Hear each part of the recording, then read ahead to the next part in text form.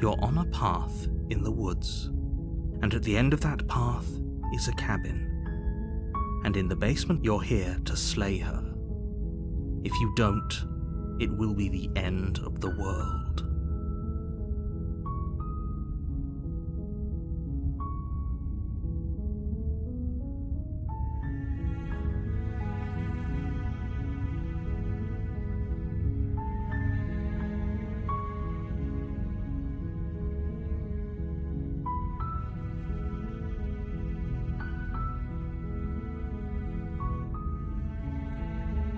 Of course I haven't. Why would I even consider that?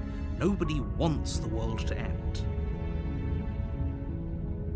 I mean, maybe some people do, like nihilists, or very, very evil people, but surely you're not one of those, right?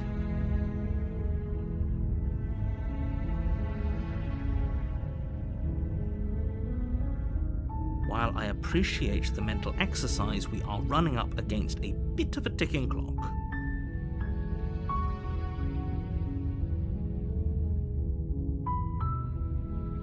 Nevertheless, let me assure you, the princess is locked up because she's dangerous. She is not dangerous because she's locked up. And before you decide to waste even more of our time by asking how I know that, let me suggest a more pragmatic lens through which to view this situation. Causality doesn't matter here, because the end result is the same no matter what led us up to this point. If the princess leaves the cabin, the world will end, and there is no changing that. It's no use arguing semantics over a metaphorical chicken or egg, because the egg is hatched and it's about to ruin everything. Unless, of course, you do your job and slay her.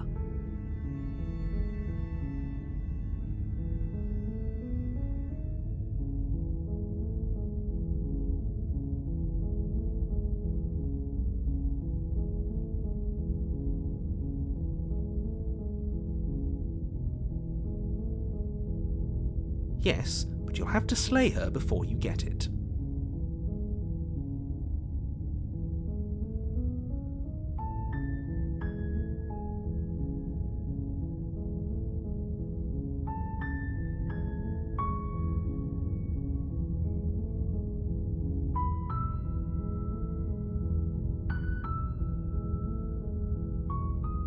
It's a secret, but I think you'll like it.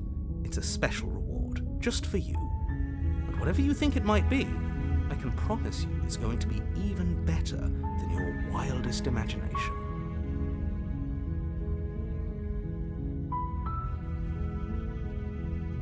Does it? Are you a monarchist? Is slaying a princess that much worse than slaying a fisherman or a miller or a seamstress? If anything, slaying a princess is much better than slaying a seamstress. Seamstresses contribute something of value to society.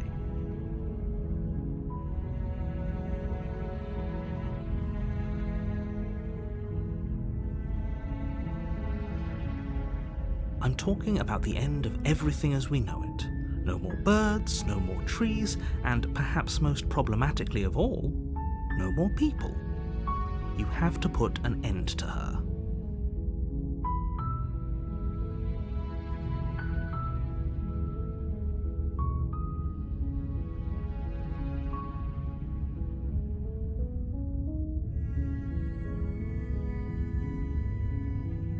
Look, you're already on the path that leads to the cabin. Why would you be here if it weren't to complete a very important task? You've made it this far, you might as well reach the end of your journey.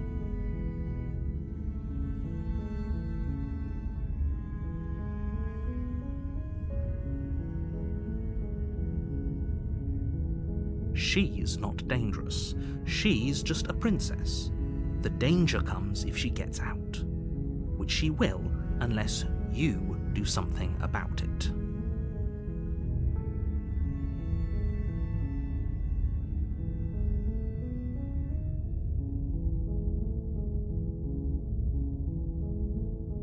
The more specifics you have, the harder it will be for you to do this very important job. She's a princess. People will listen to her because listening to her is in their nature, and when they do, everything will come crashing down.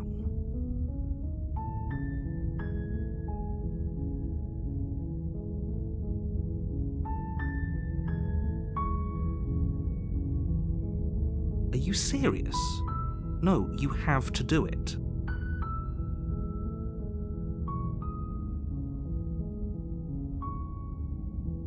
Oh, if only that were the case, but I don't make the rules. I have to say, I'm surprised at your reluctance thus far, but unfortunately for the both of us, you're the only one who can pull this off. Like I said, I don't make the rules, no matter how much I wish I did.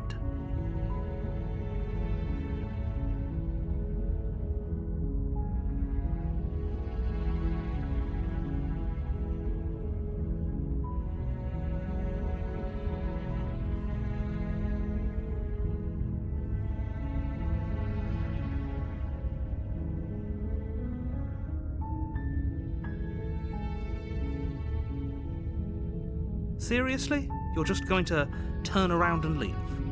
Do you even know where you're going?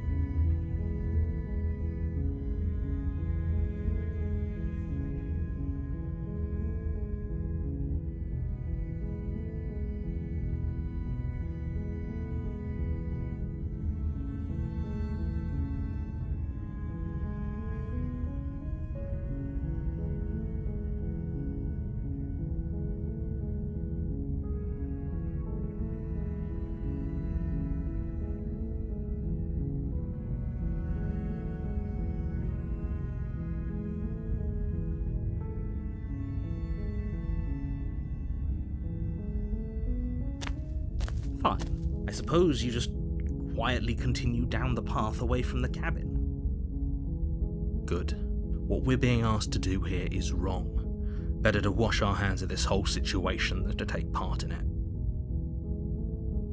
Ignore that annoying little voice. He doesn't know what he's talking about. That's strange. It looks like this path also leads to the cabin. How convenient. Everything's back on track again. Maybe the world can still be saved after all.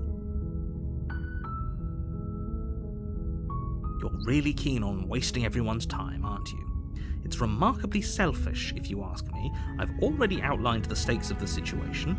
If you don't do your job, everyone dies. Like, dies. Forever.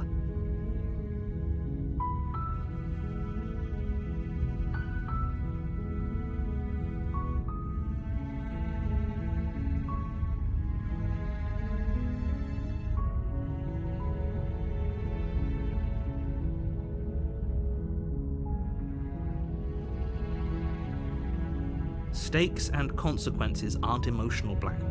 They're facts of life, and if you had an ounce of maturity, you'd understand that.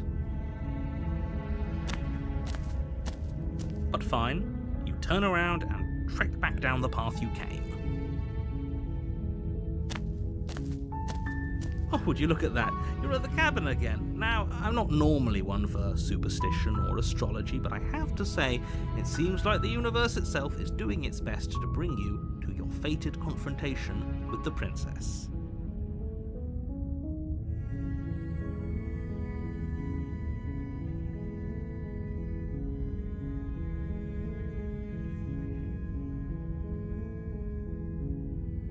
There's always a choice.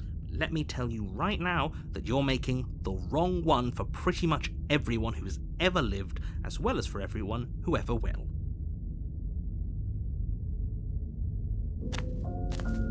And here we go. As you trudge into the woods, something strange starts to happen. At first, it's little flickers out of the corner of your eyes.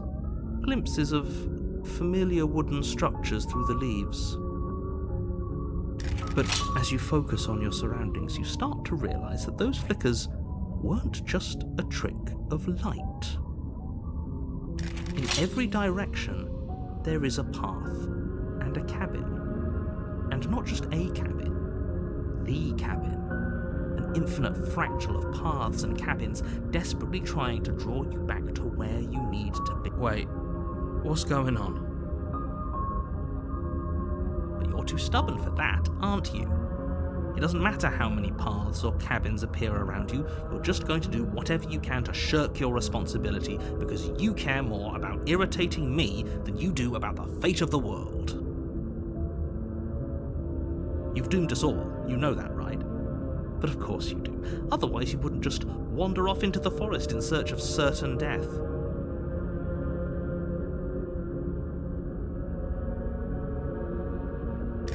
You lose track of just how long you spend aimlessly tromping through the wilderness, but it's not like any of that time spent lost in the woods really matters.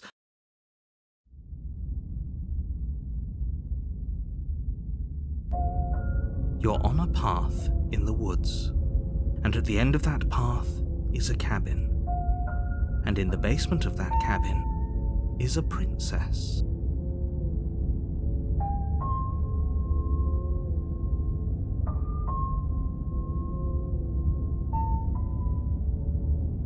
You're here to slay her. If you don't, it will be the end of the world.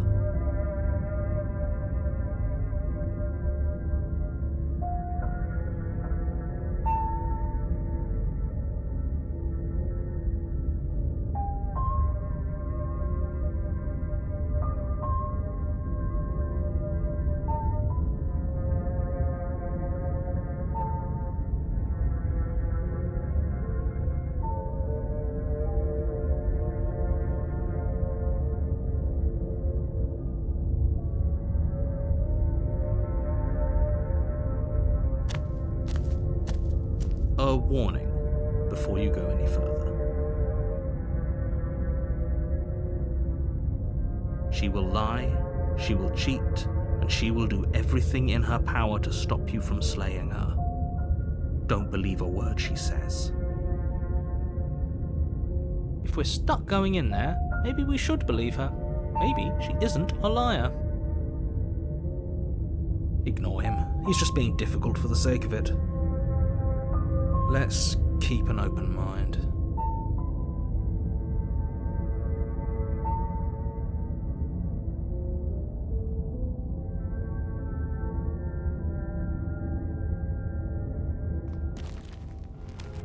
The cabin interior is wrong. The only furniture of note is a plain table, its legs all the wrong lengths, its material devoid of feature. Perched on that table is a pristine blade.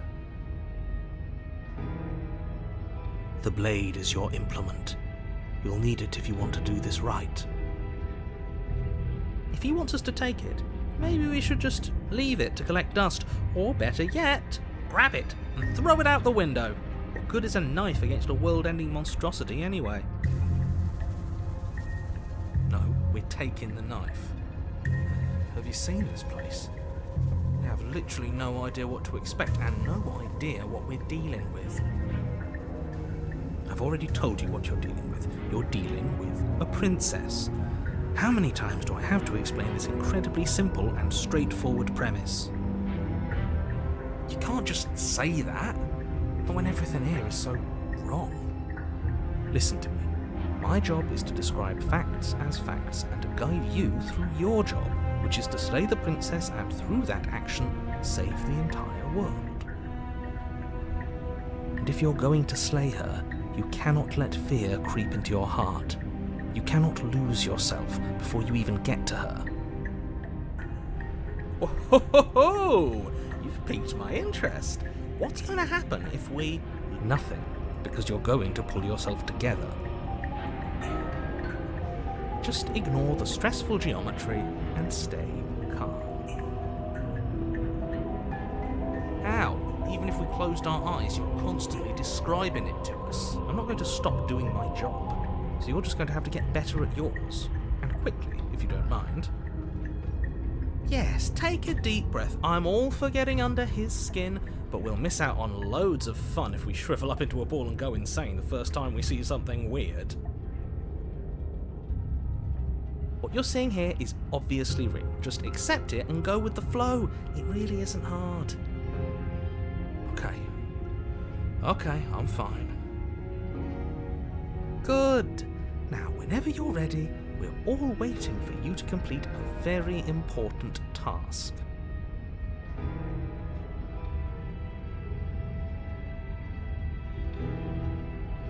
You take the blade from the table. It would be difficult to slay the princess and save the world without a weapon. Okay, fine, you took the knife, but you really shouldn't hold it like that. Then how are we supposed to hold it? The other way, thumb at the bottom. It will look much cooler and more serious if we hold it with our thumb at the bottom.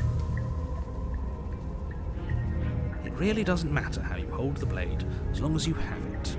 Just make a choice.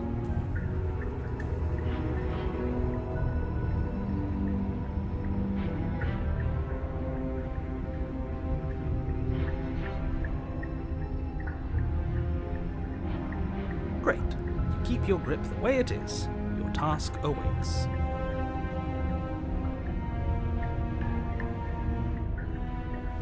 You walk up to the wall next to the basement door. It's a wall. There isn't much to see here. What are you talking about? This isn't a wall. It's a mirror.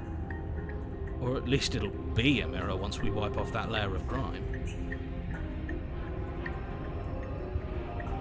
You reach forward and rub your hand against the cabin wall. I hope you know how ridiculous you look right now. There was a mirror a second ago. Now it's gone. You know that taking the mirror away from us isn't going to change things, right? We'll find it again, and then we'll see whatever it is that you don't want us to see.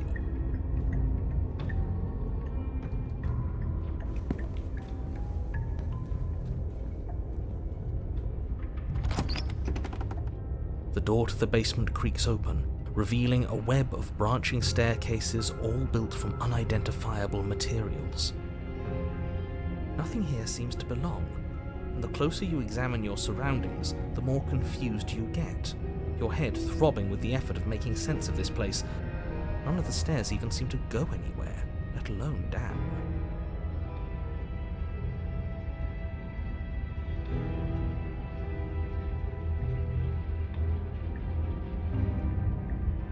The air here has a sickening, almost sludge-like miasma to it, the kind of indiscernible quality that comes from the blending together of every scent there is at once.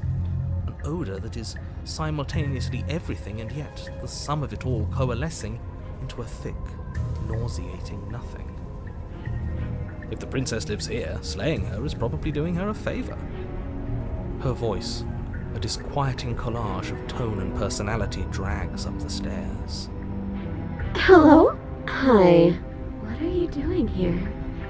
Are you here to kill? No, thank you. Oh, don't be such a baby.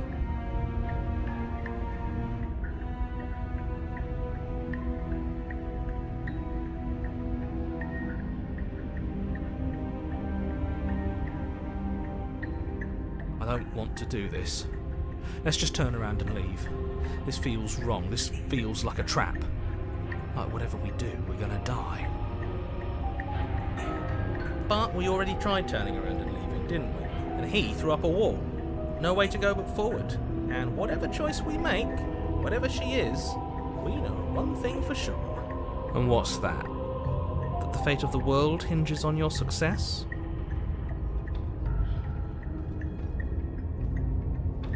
There'll still be plenty of ways to ruin his day.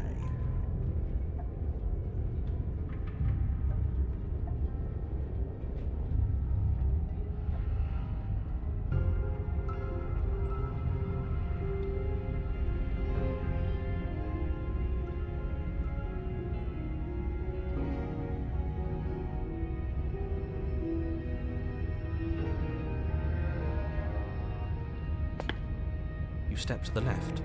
The path is cruel against your feet, the impact of each step sending pulsing vibrations up your legs, until there's nothing left in them to feel.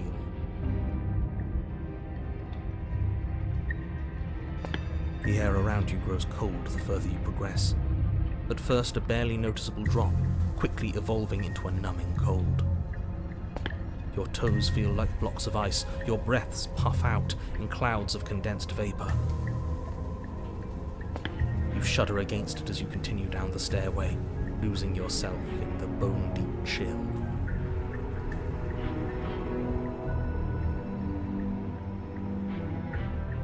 You slowly lose sense of yourself the further you go.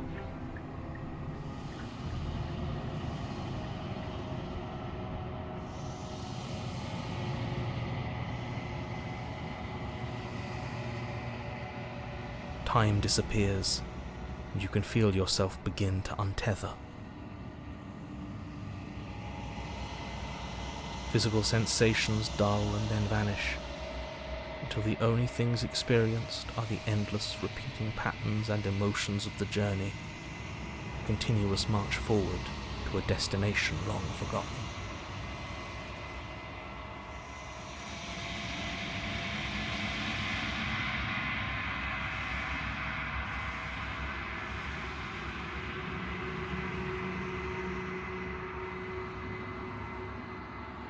Consumption and betrayal, skepticism and blind devotion, rivalry and submission, terror and longing, pain and unfamiliarity.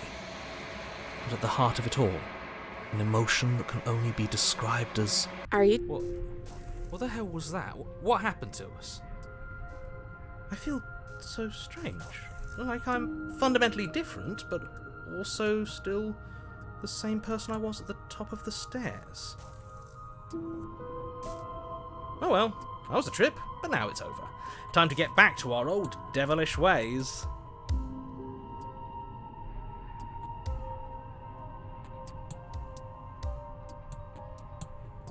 The princess, eyes bright but otherwise shrouded in darkness, watches you impatiently from the other side of the basement.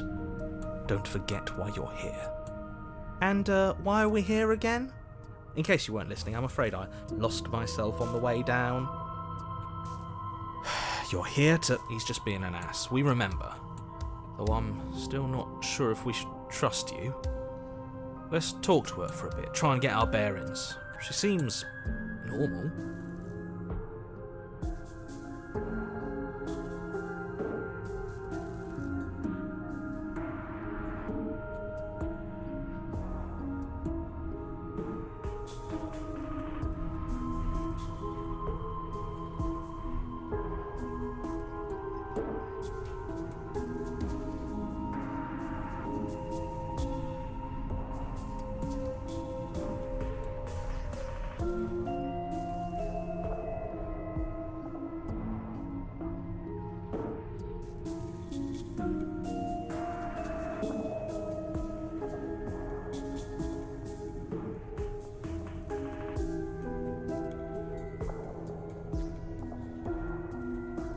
What, like you need me to hold your hand to tell you everything's okay?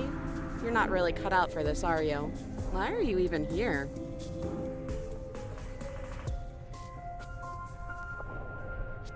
We're probably stuck down here forever, aren't we?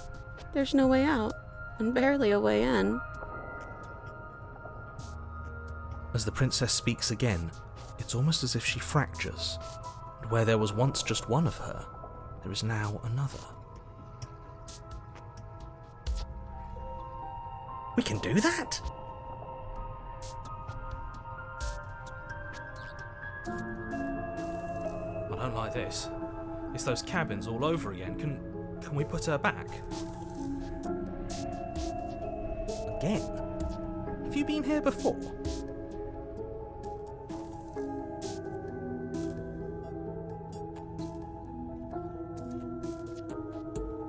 Should we tell him? Nah, let him stew. Right, I'm telling him. Yeah, we've been here before, but we never went to the cabin. We just turned around and left until... It's hard to describe. until the only thing we could see was the same cabin going on forever, and then you told us that the world ended and we died. And then we woke up, and I'm pretty sure you're familiar with all the rest of it. It seems to me like you saw something you weren't supposed to have seen. If only you'd listened to whatever words of wisdom you were given in that other reality. But what's done is done, isn't it? Whatever you saw last time, unsee it. Whatever thoughts weaseled their way into your head, unthink them.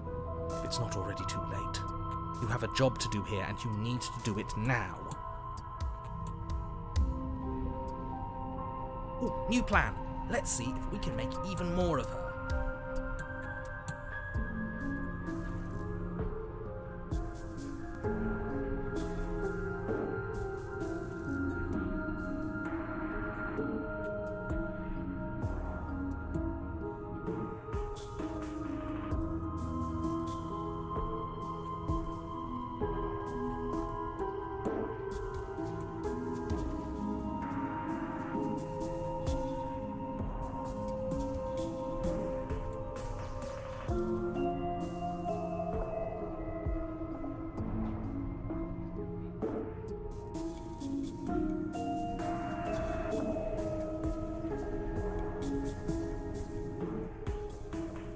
Maybe it's because I'm dangerous.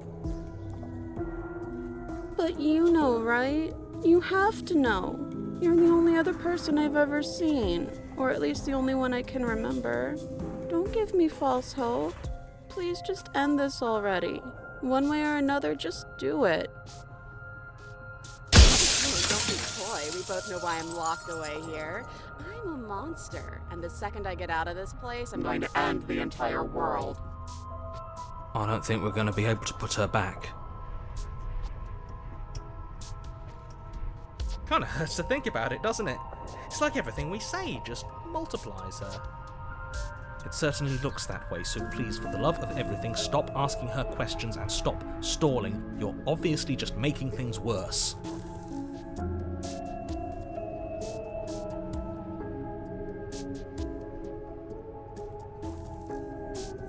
You can address me as Your Royal Highness, or Her Majesty.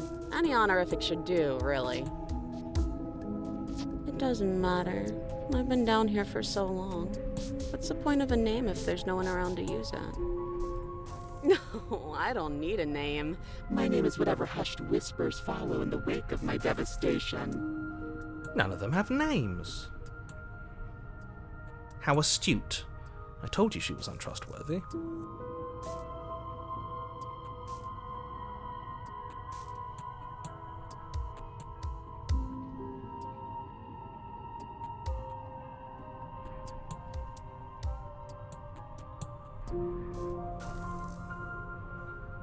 I don't think what I'd do really matters, does it?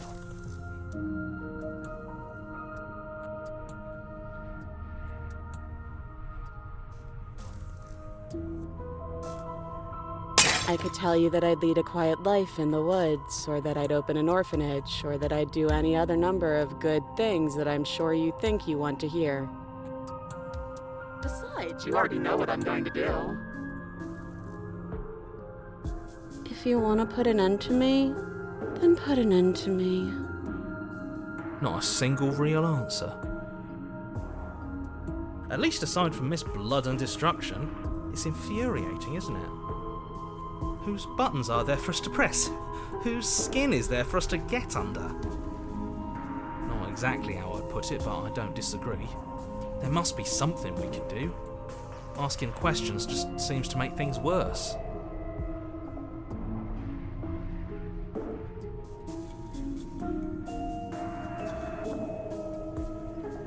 Can't even follow what's going on anymore. We need to get out of here. This whole place is making me itch.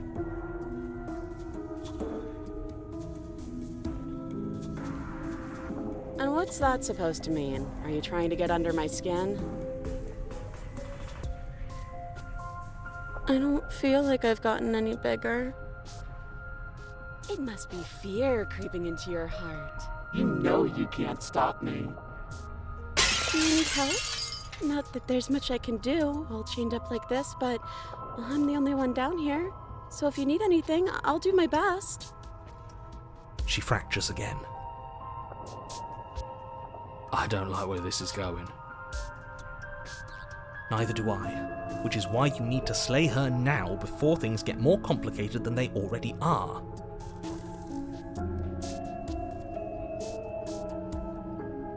How would we even do that? Where would we start? You would always start by stabbing her. Which her? Any of them.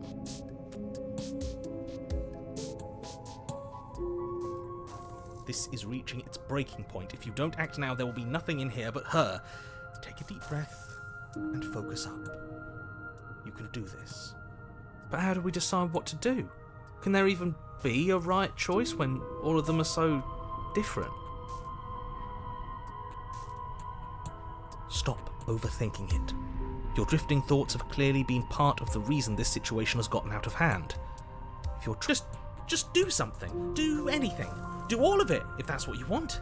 This place is hell, and it's only getting worse.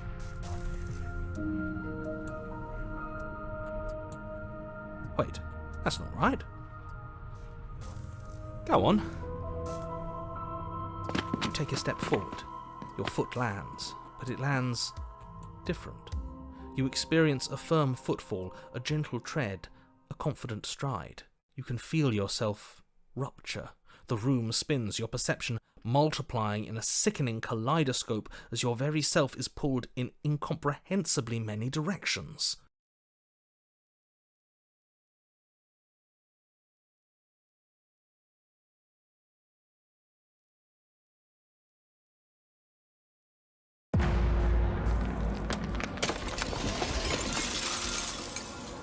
All at once you charge forward, knife aiming to slay the princess, just as you strike at her bindings and leave her to languish alone. Is this what the end of the world looks like? What an unbearable mess. But this... we can't... Do you not have anything witty to say? I could use a good bit of wit right now. No, I don't, because this isn't fun.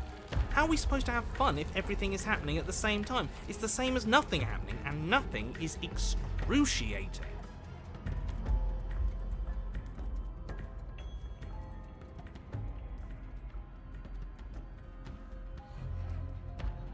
Luckily for all of us, nothing and everything doesn't go on forever.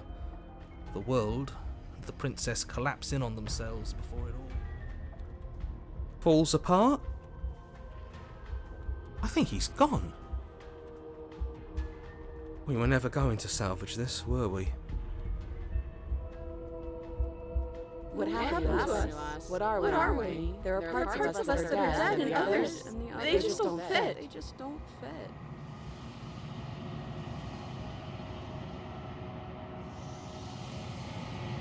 We can feel them moving around in spaces they don't belong. It's all so uncomfortable.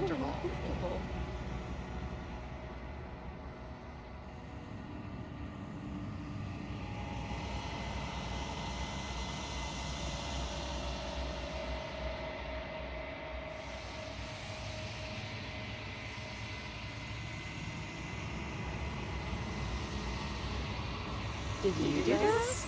Did we do this? Can you pull us back apart? Fix us? We should help her. I think we did this.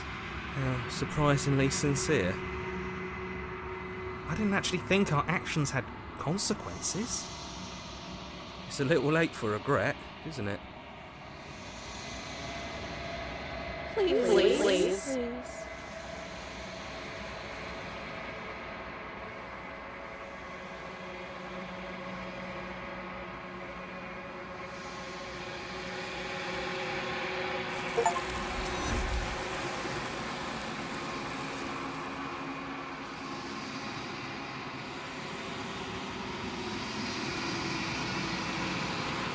She's gone. Where did she go? And there's that mirror again. Why is it here? Why now?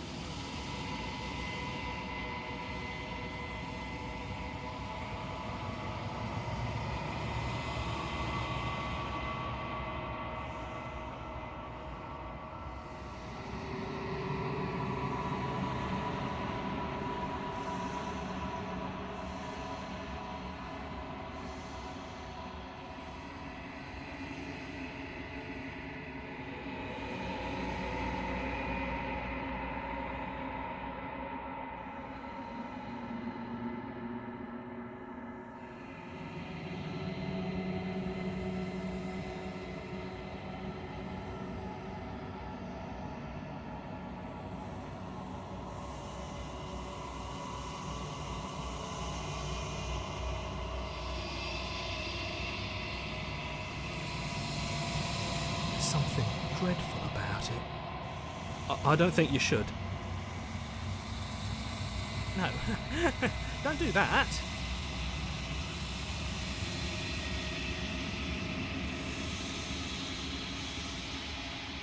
I'm begging you, don't do this.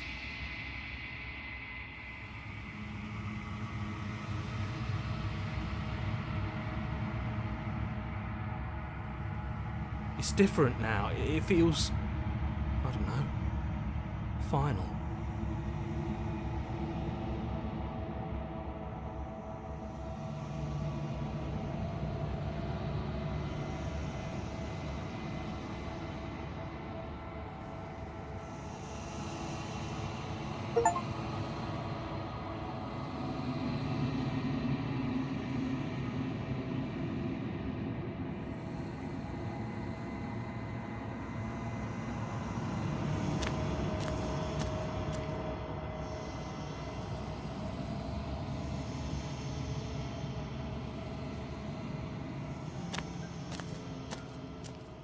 Something finds me in the long quiet and brings me the gift of a fragile vessel.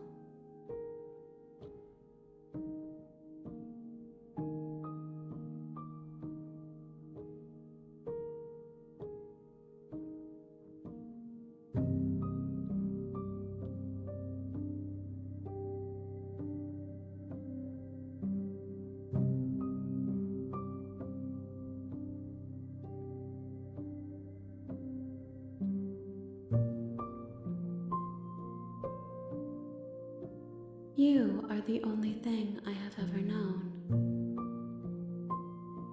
The space we're in is vacant. Nothing comes here but us.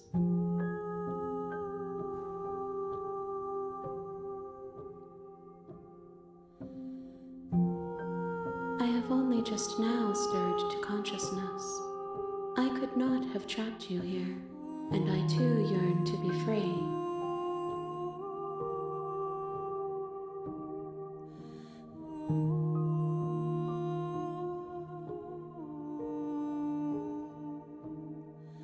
She is part of me, and part of me is her.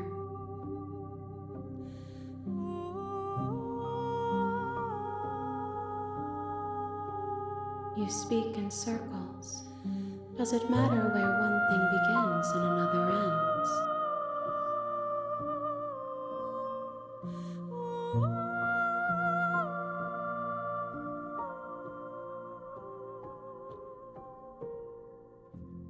I know only that they are.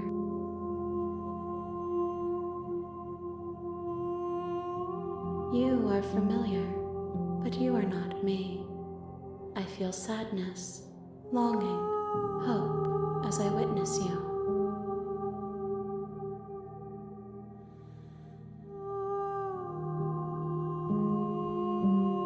Yes, nerves and fibers to feel the worlds beyond, perspectives to make my own.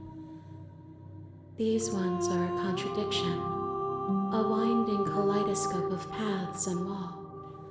They are stretched into a shape not unlike me, but it is a shape they cannot hold. I am sorry that you met this vessel so early in your journey, but they will make for a rich and vibrant heart. Do not mourn them, for they will finally get to know themselves.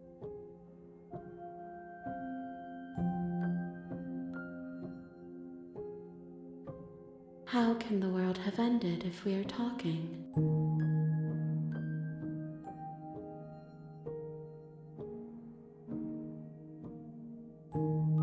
I am solitary lights in an empty city.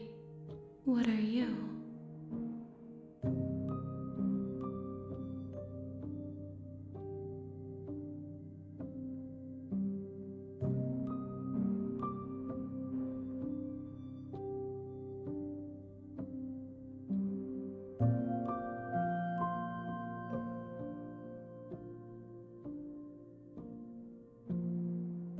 I think that you are like me. We are oceans, reduced to shallow creeks. I'm sorry. There are some changes that can never be undone. There are some tears that can never be unshed. This is not a place that can hold a fragment of a concept. The moment she arrived here, she was going to return to me. I promise that it doesn't hurt.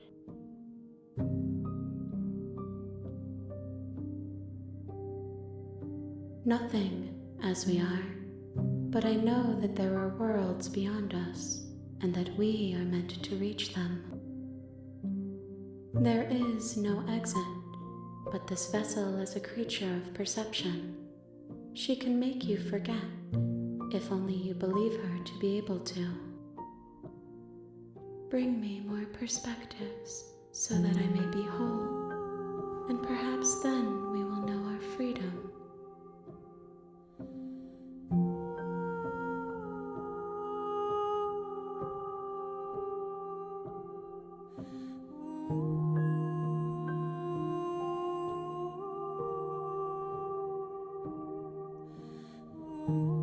You ask of things that cannot be done.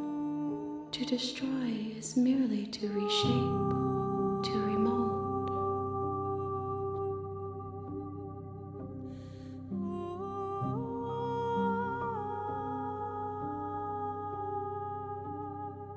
How can I know?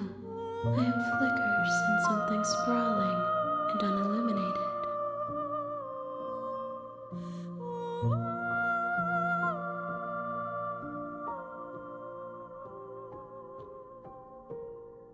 More than you have found, but less than there are to find. I am infinite. The rest will find their own way home.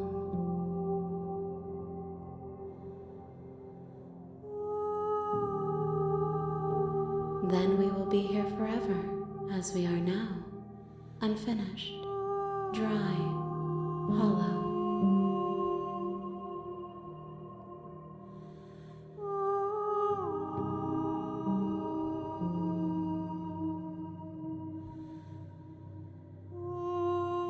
I have not lived. I am not afraid to die.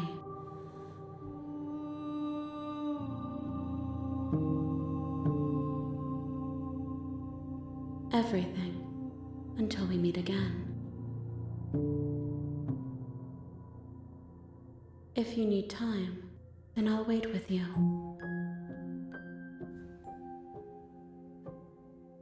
You are as I am now, and forever is a long time to remain undone. I am not you, but I know that I would return before forever was finished. What textures will you weave for yourself to occupy forever? Will you place the images of you and I into a box for safekeeping? If you close that box, will you become another you in another world? An imaginary pattern repeating itself until it can no longer bear the weight of its hand-drawn cage.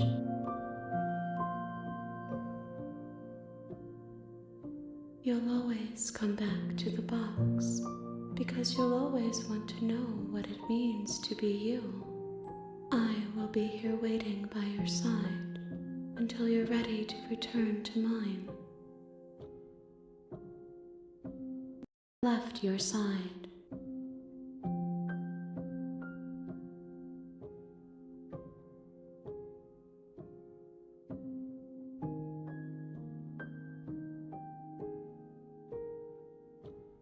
She asks that I tell you to remember her.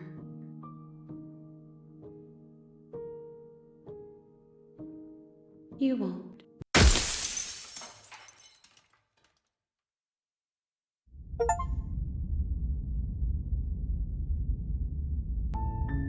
You're on a path in the woods, and at the end of that path is a cabin. And in the basement of that cabin is a princess.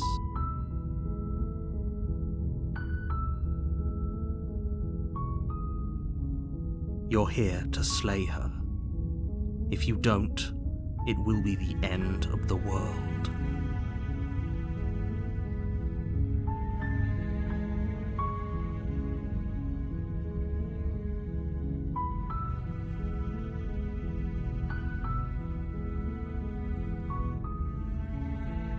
That's the spirit.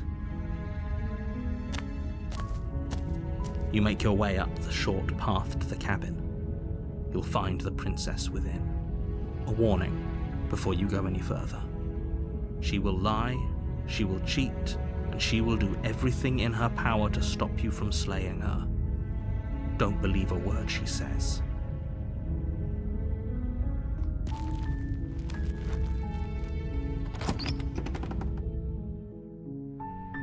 The interior of the cabin is almost entirely bare. The air is stale and musty, and the floor and walls are painted in a fine layer of dust. The only furniture of note is a plain wooden table. Perched on that table is a pristine blade. The blade is your implement. You'll need it if you want to do this right. You take the blade from the table. It'd be rather difficult to slay the princess and save the world without it.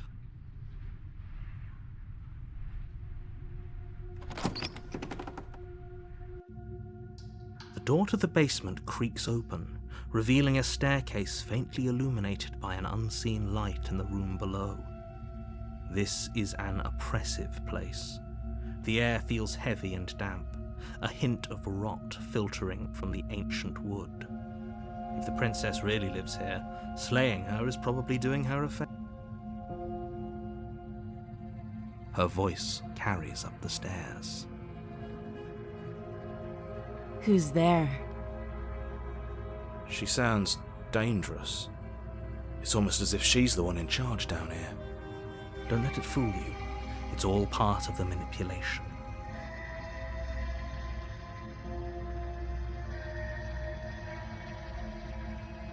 Good. You're still listening to reason. You walk down the stairs and lock eyes with the princess. There's a heavy chain around her wrist, binding her to the far wall of the basement. She's so coldly beautiful. Is she really a threat to the world? Focus on the task at hand. And there you are. Are you here to kill me or something?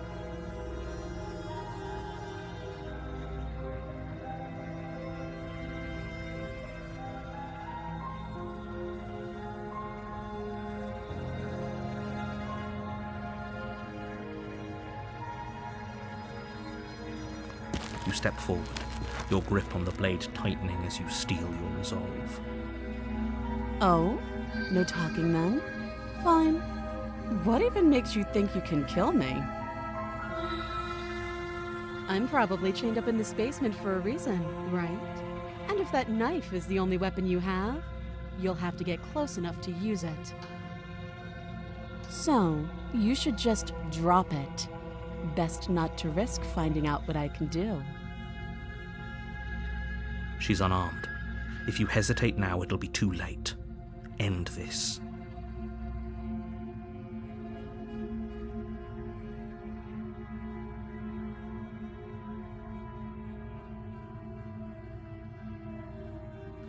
You lunge forward without a moment's hesitation. You feel flesh easily give way and look down to see your blade already sinking deep into her heart. Oh.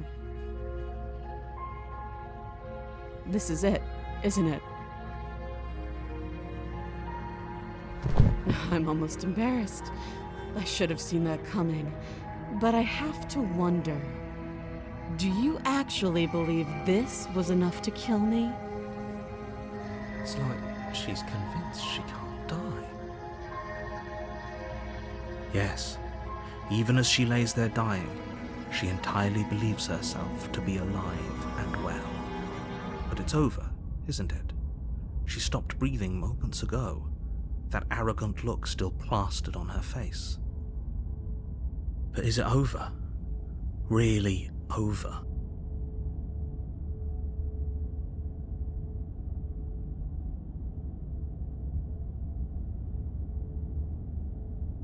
It's over. You could check her sleeves if you want, but I can assure you that there's nothing hidden up there. We should make sure.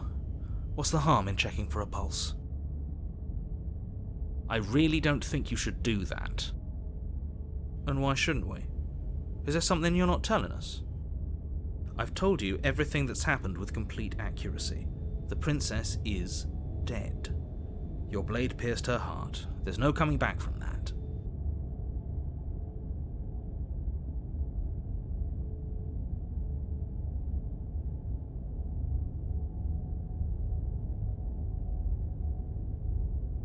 Yes, exactly. It's over.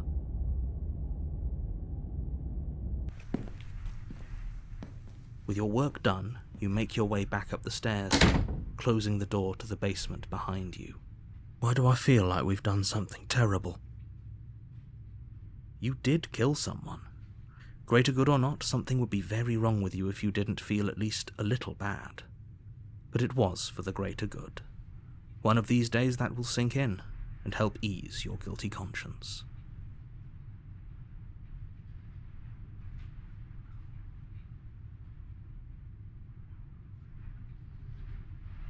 But that day isn't today. Let's just get out of here. You open the cabin door, ready to return to a world saved from certain doom. Only, a world saved from certain doom isn't what you find. Instead, what you find is nothing at all. Where a lush forest stood mere minutes ago, the only thing in front of you now is the vast emptiness of some place far away. What happened? Everyone is fine. It's just that you and the cabin are now far away from them. Don't worry. You'll be safe here. This is good. Everyone is happy. You'll be happy.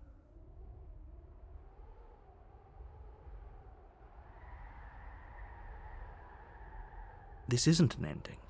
In fact, now that the princess has been slain, endings are a thing of the past. No. This is the beginning of eternity. Your reward. This is what's best for everyone. Trust me. Time passes. You can't be sure if it's days or months or years or even decades. It's all a wonderful, boring blur. You've never been happier. Psst. Hey. We're not just going to stay here forever, right?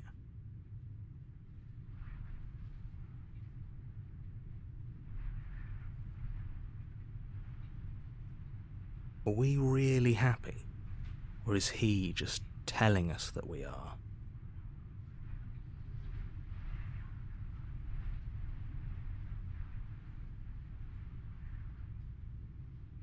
Good, because I have an idea to get us out of here, though you're probably not going to like it.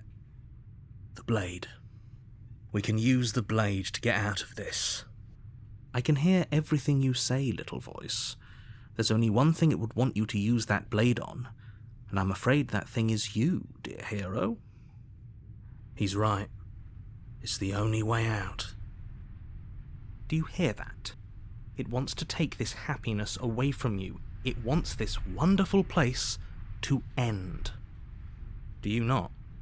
There's more for us to do, and the only way for us to do it is to take that blade and use it.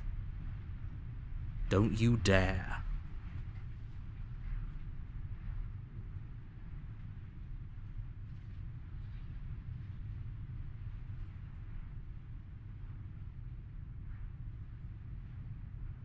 How astute. You are absolutely correct. Using the blade to kill yourself would kill you, and you shouldn't do it. In a sense, we die, but looking at things from another angle, are we even really alive anymore? This place, it's nothing. It's absolutely nothing. It's just the same thing, constantly, forever. I know this is out there, but trust me, I know using the blade will work. That little voice didn't want you to slay the princess. It didn't want you to be happy.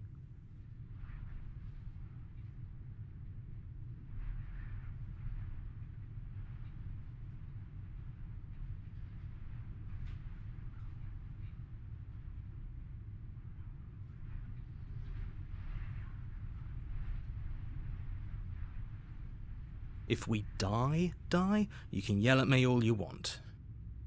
I made this happy little place for you.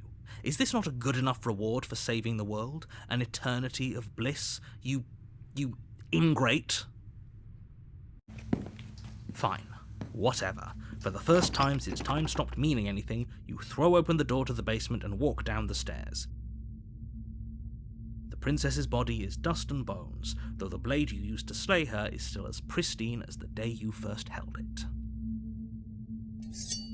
You pick up the blade, you stab yourself, and you die. The end. Nice knowing you.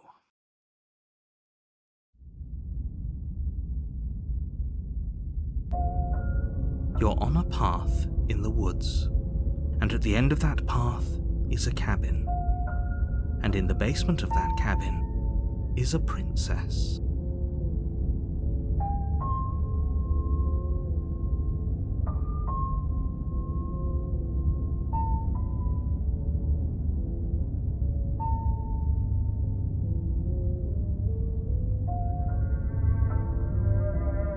You're here to slay her. If you don't, it will be the end of the...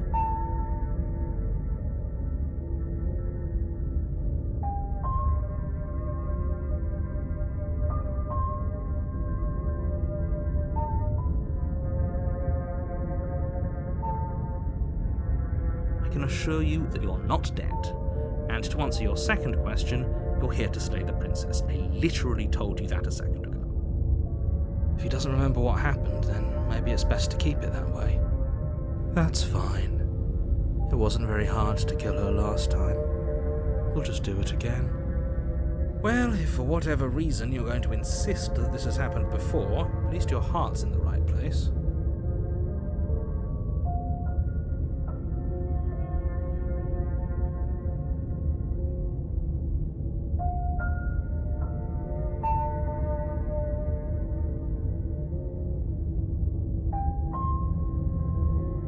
Those are two very different questions, but fine, I'll indulge you if that's what it takes to get you moving.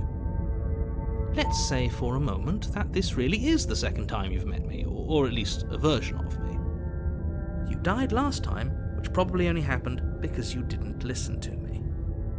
Oh, we listened to you plenty. We slew the princess just like you asked us to, and then you locked us away in an empty void for eternity. So we slew ourselves too. Well, if you killed yourself, then you weren't listening to me, because I would never want you to do that. Believe it or not, I care about you.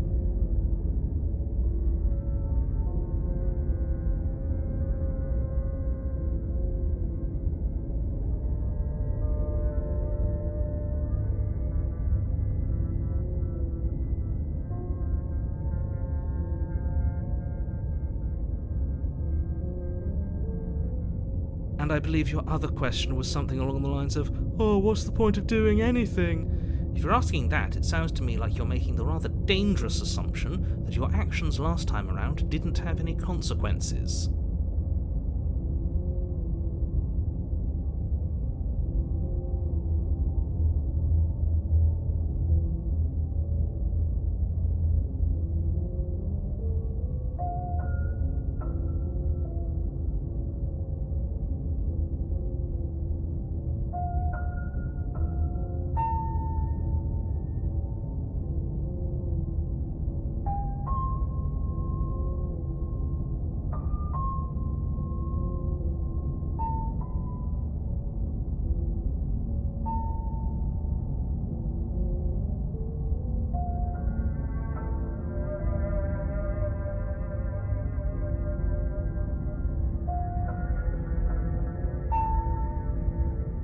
What do you mean? Of course there weren't any consequences.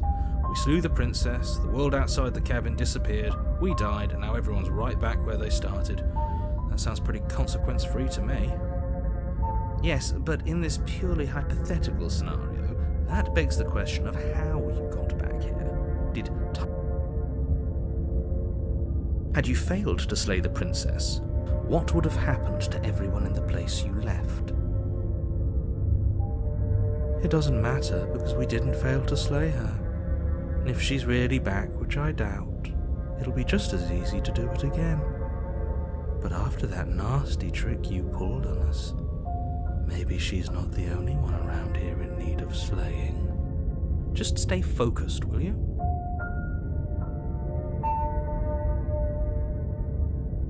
Just be quick about it.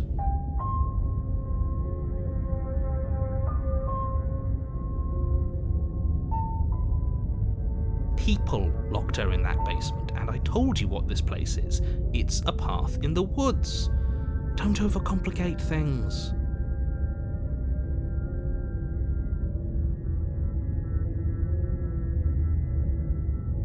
Look, I'm not supposed to say this, but it's because you're special. You're the only person capable of doing this. Call it a prophecy, if that helps.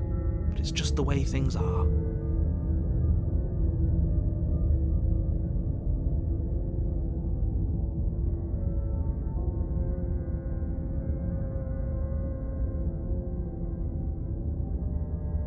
Oh, I didn't know we were special.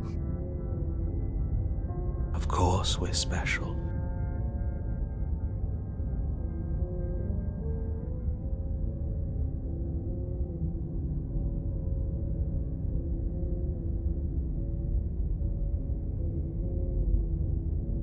Told you everything you need to know. Going into more detail would just overcomplicate an otherwise very simple situation and make your job more difficult.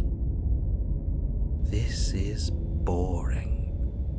He's clearly not interested in talking, so let's just do as he says, and maybe he'll stop bothering us.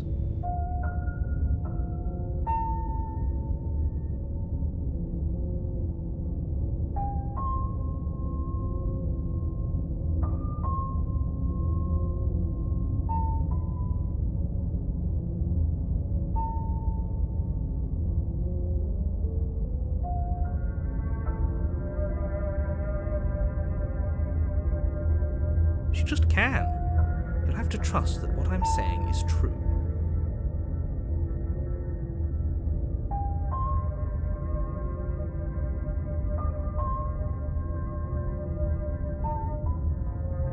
That's a good point. How do we know we didn't have things backwards? Maybe slaying the princess was what ended the world, not the other way round. Yes, maybe this whole thing was a trick to get us to end the world. And now we get to go through the whole charade again, wholly aware of what's waiting for us at the end. But that's assuming she's alive in that cabin. We did kill her, after all. You're going to find her in the cabin. If the princess had actually been slain, you wouldn't be here. And let me assure you, killing her will not end the world. I don't know what you think happened to you last time, but it's a load of nonsense. You'll get your happy ending. I promise. Well, that's exactly what we're afraid of. Really? Living happily ever after sounds that bad to you? Oh well, there's no use arguing over your masochism. The cabin awaits.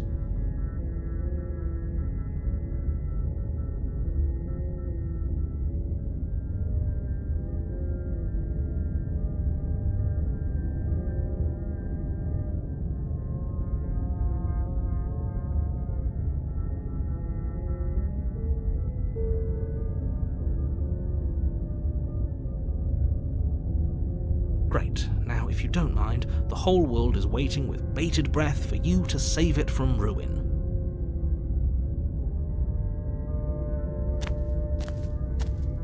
A warning before you go any further. She will lie, she will cheat, and she will do everything in her power to stop you from slaying her. Don't believe a word she says. She won't be a problem.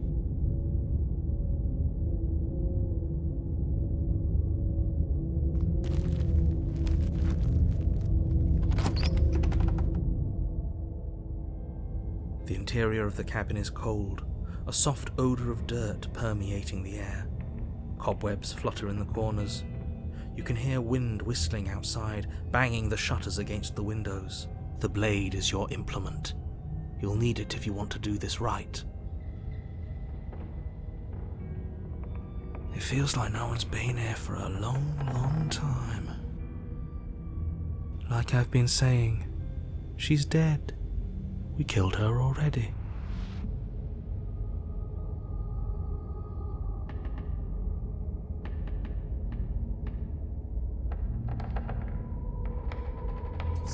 You take the blade from the table. It would be difficult to slay the princess and save the world without a weapon. That's because there isn't a mirror. There's a table, the blade sitting on the table, and the door to the basement. There's nothing else in here. There's definitely a mirror.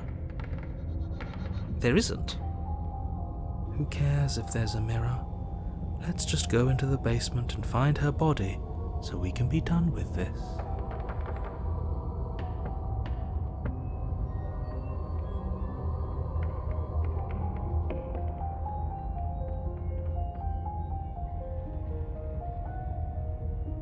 I care less about that and more about whether we're being lied to.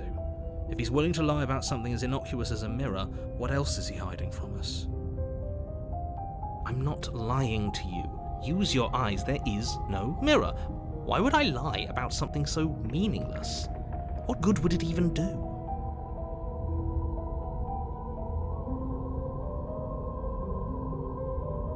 Very different. Maybe that's because you haven't actually been here. I hope this means you'll finally drop that ridiculous second life proposition. You haven't died. You certainly haven't already slain the princess. So focus up. A lot's riding on this. You walk up to the wall next to the basement door. It's a wall. There isn't much to see here. This really isn't funny. You reach forward and rub your hand against the cabin wall.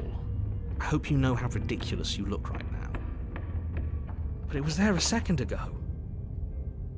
And now it's gone. Let's not spend much longer worrying over it. Clearly it's not even important enough to be acknowledged.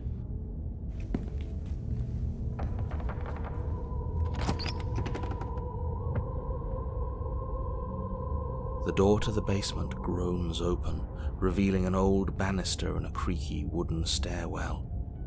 Everything is coated in a thick layer of dust, and you can feel it settle into your lungs as you breathe in the stale air. The very building itself feels dead. If the princess lives here, slaying her would probably be doing her a favor. The room below is silent. Nobody's here, naturally. As much as I appreciate the optimism, you shouldn't be so sure. I guess we'll just have to go down and see. As you descend the final step, the form of the princess comes into view. A skeletal body, lying in a heap on the floor, its wrist still bound to the wall by a thick chain.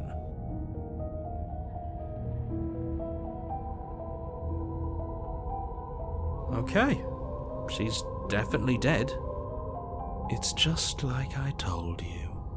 Before you have a chance to finish your thought, the top of a head appears from underneath the floor. Two deep-set eyes stare up at you, followed by a mischievous, skeletal grin. And finally, the rest of the body floats up to join the head. Wait, this isn't right. What's going on here? Ghost! Oh, wow. How absolutely terrifying. What's a ghost supposed to do to us?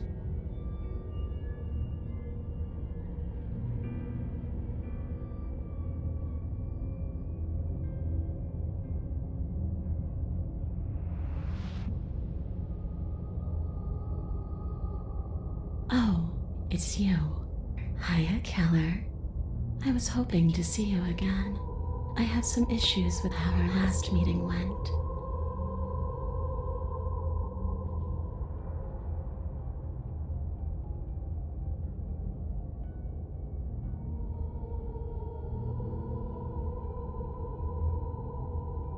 The princess drifts across the room into your orbit, gently running her fingers across your shoulders and down your neck as she circles you. Her touch is cold and ethereal, formless yet real enough that her icy fingertips send shivers dancing across your skin. So she has a body, and she's right there. That means we could kill her again, if we wanted to.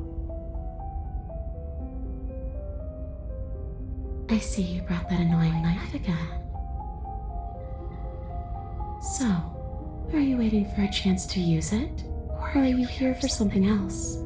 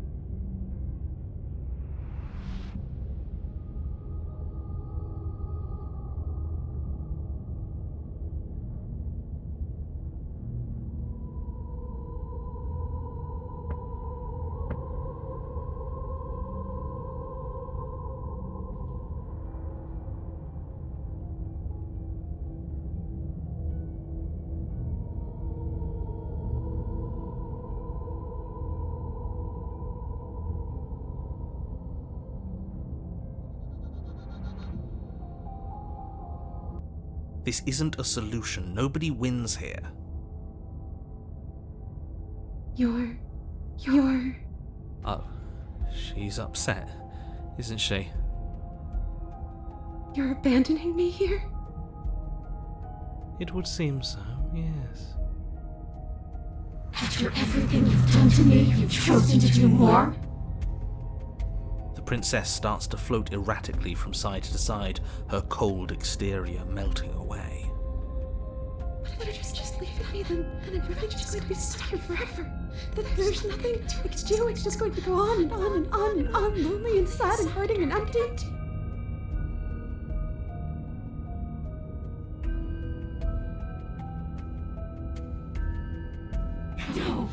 No, not that!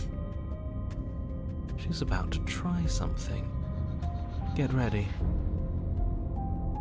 The princess passes through you, a chill rippling along your skin, a disappointed sigh echoing in your ears. You turn and face her as she hovers between you and the stairs. Spectral tears streak down her cheeks as she places a translucent hand on your chest. It feels cold, but otherwise like nothing at all. Are we doing the right thing? Why do I feel so sad? Don't let her get to you. It doesn't matter. Somehow, soon, this too will be over, and we'll move on to something new. I feel like you all keep forgetting that. Her dark-rimmed eyes fall to the floor as she speaks. I never wanted to have to hurt anybody. It's not who I wanted to be. The tears on her cheeks vanish. She lifts her head, sorrow replaced with wrath, staring into you with fiery anger. Then I guess you've turned me into something worse. She forces her hand into your chest, and then... Yes? Nothing happens. Are you sure about that? Something should have happened. And yet it didn't. We're fine.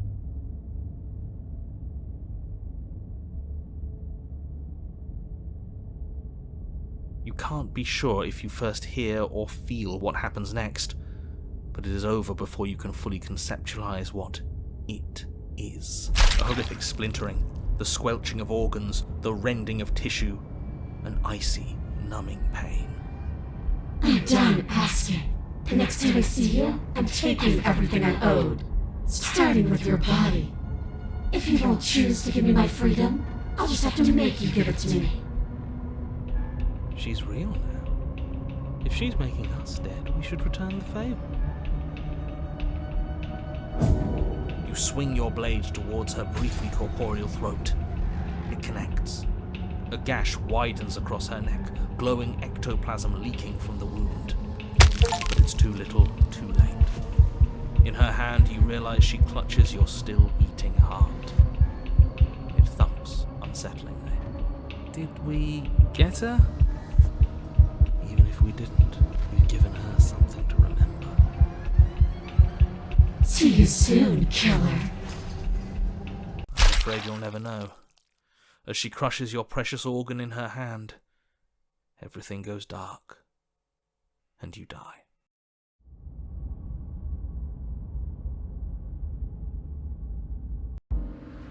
You're on a path in the wood, and here we go again. The deck's stacked, isn't it?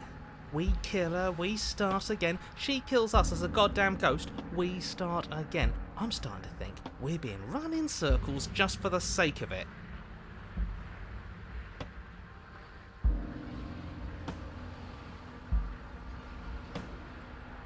Come on, let's not give in to all that misery just yet. There's got to be a way out of this. There's got to be a right answer. Yeah. And what if there isn't? Aren't you listening to me? What if all of this was rigged from the start? That's ridiculous. There'd be no point in all this if it was just some kind of cosmic busy work. I think that's exactly what it is. The powers that be, seeing how many ways they can screw with us. Could be it's all some kind of sick joke to them. Wouldn't that get, I don't know, boring? Not if they're creative with it. Okay, so you've already been here. Twice even. Great. Then let me poke a few holes in your depressing little theory. Nobody here is screwing with you, and I can't imagine any scenario where you would have started over after slaying the princess. Well, we didn't have to start over. We killed ourselves.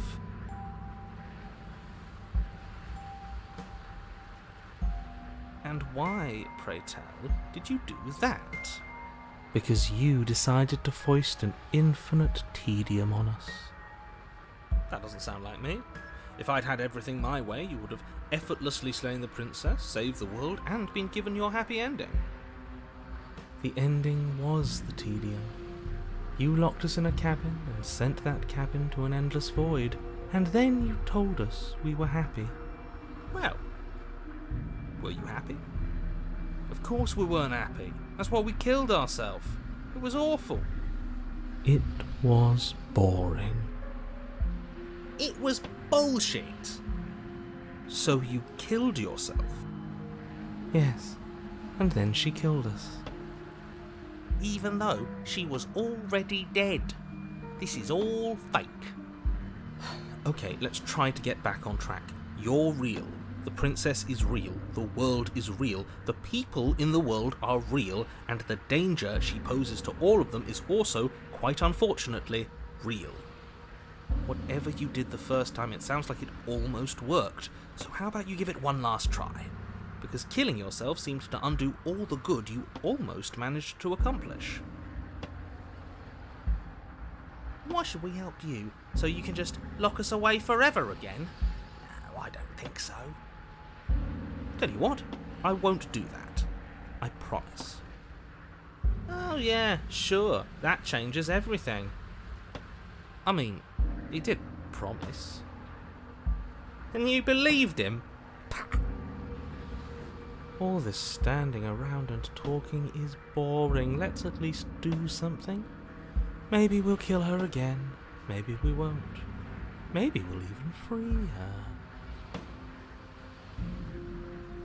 Now, wouldn't that be something?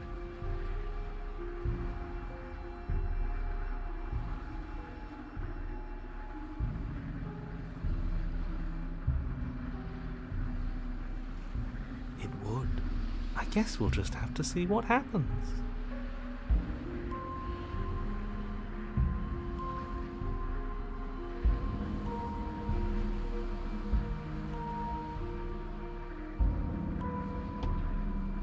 Thankfully, you all aren't the ones actually making the decisions, are you? You know what you have to do. You have to slay her. You have to save the world. Nothing matters more than this. Don't play by his rules. Everything is rigged. Everything is changing to whatever's convenient for him. Even the woods are changing. That's all the more reason to take this seriously. If the path isn't the same, it means that her influence is spreading, and the world has already started to end.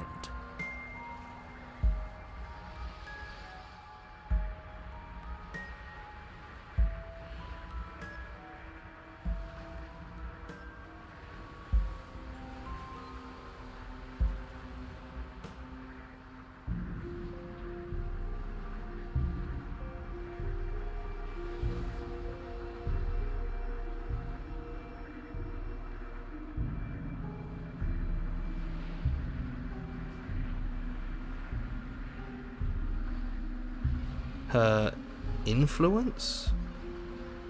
I really should have said that. It'll make your task more difficult.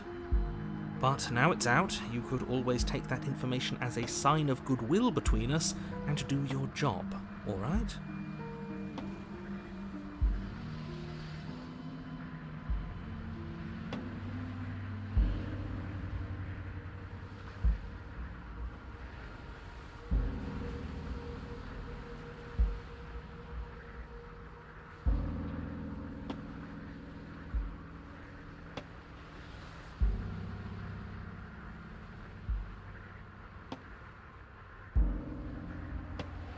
I'm begging you, don't do this. You're going to damn everything to oblivion. You have to do something. You can't just walk away. Yet here we are, walking away despite your protestations. You can only bend the rules so much, huh? You can talk all you want, but you can't really do much of anything, can you? Ugh, fine. You walk down the path away from the cabin. Hope for all our sakes that you change your mind before it's too late. Wait, something isn't right. Can you what's going on? Where are we? I don't know, but it feels like home. That son of a bitch flipped over the table, didn't he?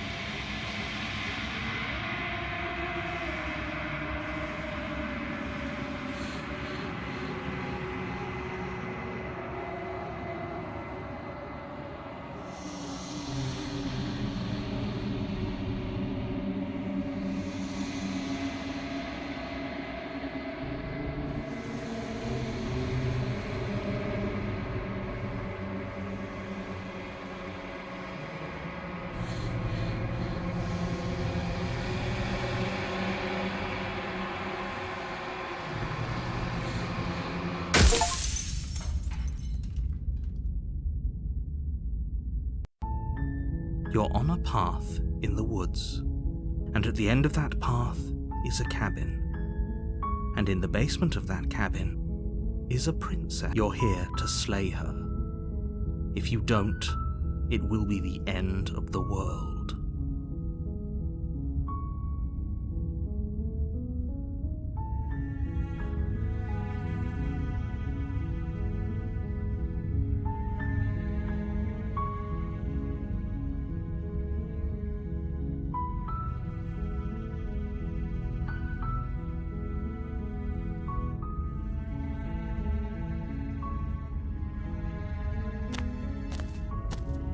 You make your way up the short path to the cabin.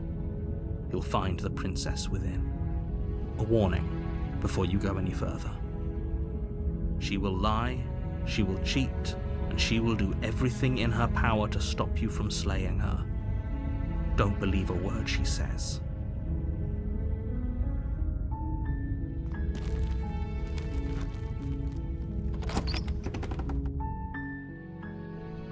The interior of the cabin is almost entirely bare. The air is stale and musty, and the floor and walls are painted in a fine layer of dust. The only furniture of note is a plain wooden table. Perched on that table is a pristine blade. The blade is your implement. You'll need it if you want to do this right.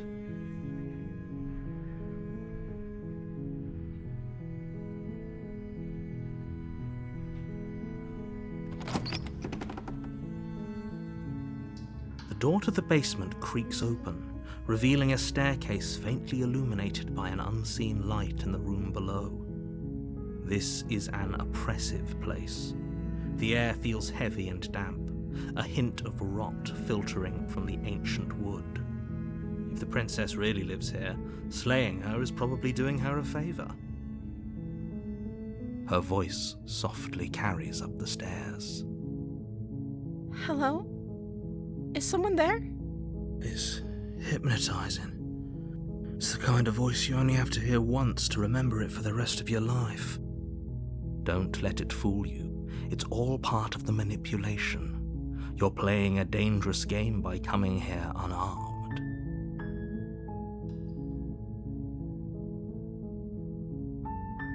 Wait, really? You're here to rescue me? I was starting to think I'd be stuck down here forever. I see. You're trying to get her to lower her guard. It's a gamble, but it might work. Come downstairs. I want to see the face of my rescuer. You walk down the stairs and lock eyes with the princess. There's a heavy chain around her wrist, binding her to the far wall of the basement. She's beautiful. How could someone like this be a threat to anyone? I am begging you to stay focused. There's a lot riding on you here. Hi. I can't believe you're here. I've been waiting for something like this to happen forever. I hope you brought something to deal with these chains. You were lying when you said you were here to rescue her, but regardless of your intentions, breaking her out of those chains would be a big mistake. Don't even try it.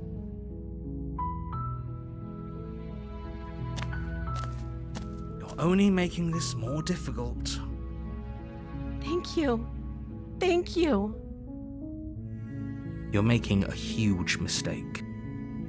No, you're doing the right thing.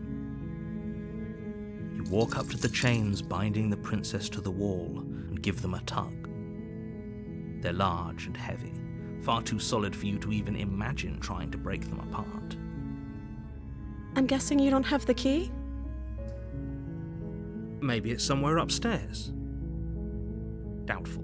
Whoever locked the princess away down here intended for her to never see the light of day.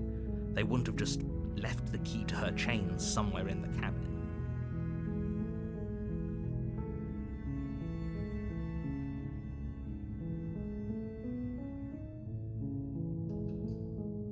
Okay. I'll be here. Good luck. You attempt to make your way out of the basement, but the door at the top of the stairs slams shut. You hear the click of a lock sliding into place. Is someone else here?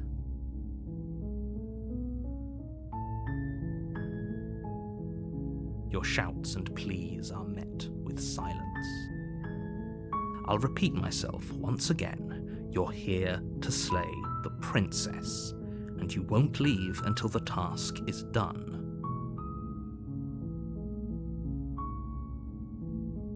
You try the door, but it's locked from the outside.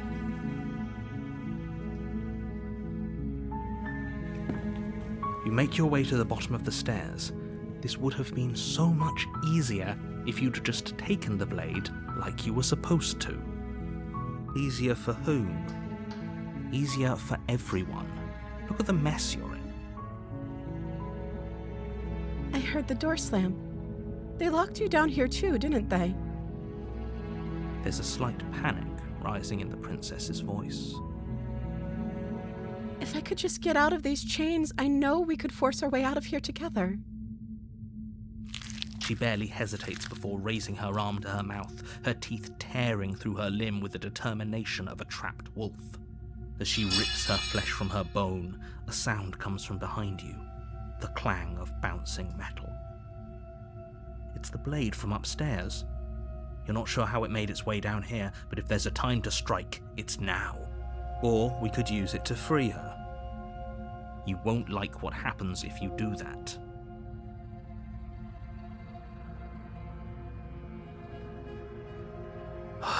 Fine. Against your better judgment, you place the blade against the ragged, self-inflicted wound on the princess's arm, just above the unyielding chain binding her to this place.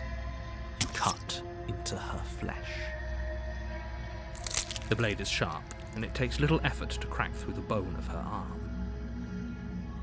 Her limb falls to the ground, and the heavy chains follow suit. She didn't so much as utter a sound through the whole ordeal. No, she didn't. She smiles softly as her gaze meets yours, blood from her wounded arm dripping rhythmically to the ground. How is she still smiling after everything? It's like she isn't even bothered by what just happened. Thank you. Now let's get out of here. No, we won't have any of that. The stakes are too high. You can't just let her escape into the world. No, I can't just let her escape into the world. As the princess approaches the bottom stair, your body steps forward and raises the blade. Wait, this isn't fair. You can't just do that. Watch me. What are you doing? Okay, there's no going back now. I'm with you to the end.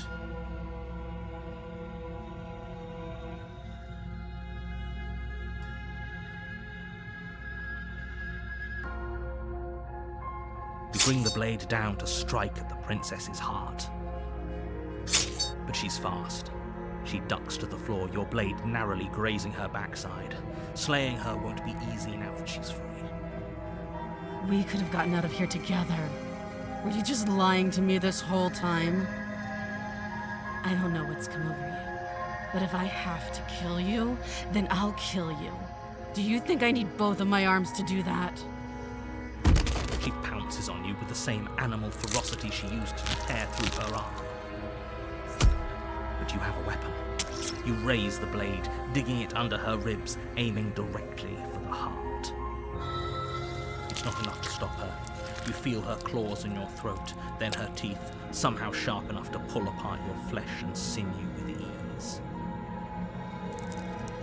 You collapse to the floor, your body unresponsive as your blood pools on the ground beneath you. She stares down at your ravaged form, eyes shining in the darkness, dress stained in red as her blood and yours both seep into the fabric. If we're lucky, the wound you managed to inflict will be enough to at least delay her escape from this place. If we're very lucky, it will kill her before she can reach the outside world. It can't just end like this, right?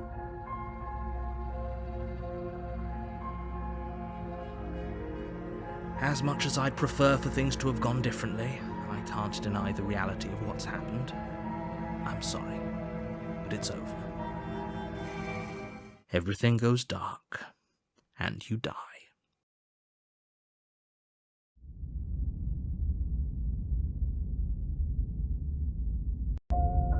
You're on a path in the woods, and at the end of that path is a cabin. And in the basement, you're here to slay her.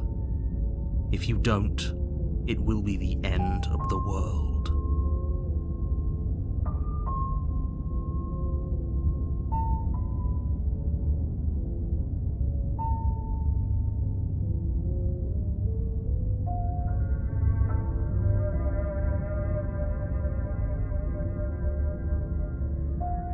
I can assure you that you didn't slay her and that she didn't kill you.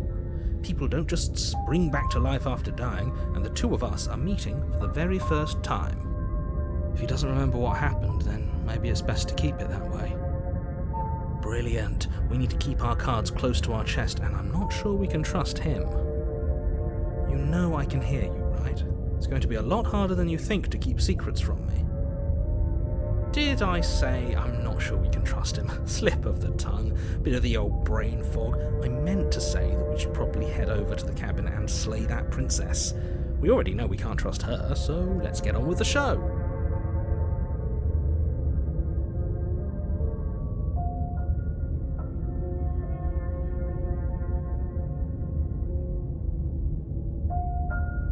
Those are two very different questions, but fine, I'll indulge you if that's what it takes to get you moving. Let's say for a moment that this really is the second time you've met me, or at least a version of me. You died last time, which probably only happened because you didn't listen to me. We were just weighing our options in a morally ambiguous situation. You can't blame us for weighing our options. I can if you failed to slay the princess, which you apparently did. So great, congratulations. You've been given another chance to actually do this right. And I believe your other question was something along the lines of, oh, what's the point of doing anything? If you're asking that, it sounds to me like you're making the rather dangerous assumption that your actions last time around didn't have any consequences. What do you mean? Of course there weren't any consequences. We were killed by the princess and now everyone's right back where they started.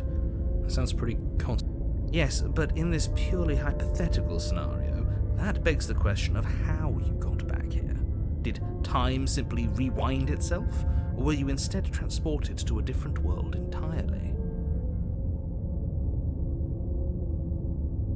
If it's the latter, what do you think happened after you died? Do you think the people there lived happily ever after? Or do you think that the princess, left unhindered, brought about the end to everyone and everything, just like I told you she would? That's a very good point. This princess character seems like a lot of trouble, and if you think about it, actually slaying her probably breaks us out of this cycle, right? We don't want to be stuck here forever, do we? You're laying it on a little thick, aren't you? Laying it on a little thick? What are you talking about? I'm sharing my honest opinions. What matters is that almost everyone seems to be on the same page. So whenever you're ready, you can stop dawdling, get to the cabin, and save the world. Just be quick about it.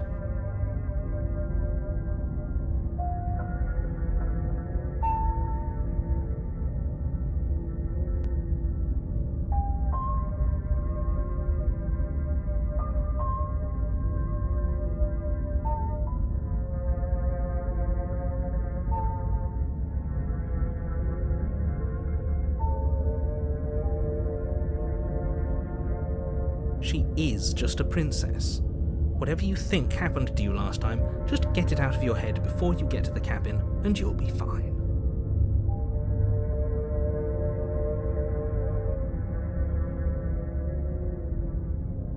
People locked her in that basement, and I told you what this place is. It's a path in the woods. Don't overcomplicate things.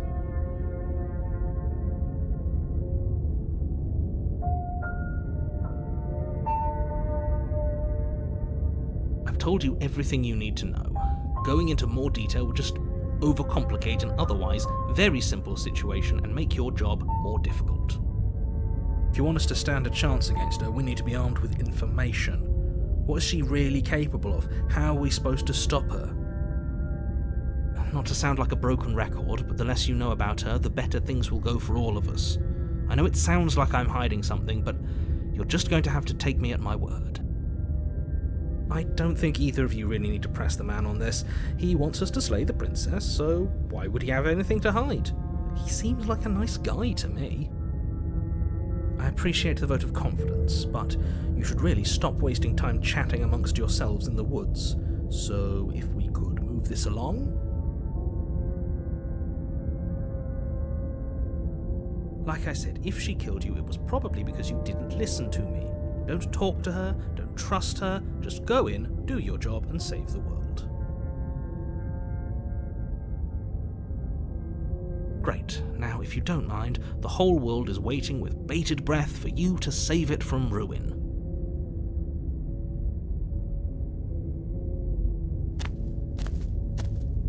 A warning before you go any further. She will lie, she will cheat, and she will do everything in her power to stop you from slaying her. Don't believe a word she says. Don't worry, I think we've taken that lesson to heart at this point. You can trust us to get the job done.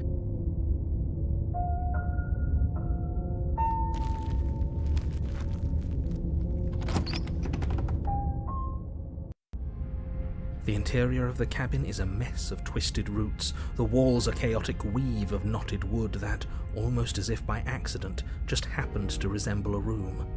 The floor is damp and earthy, and the only furniture of note is a slab of mud in the shape of a shelf, with a pristine blade perched on its edge.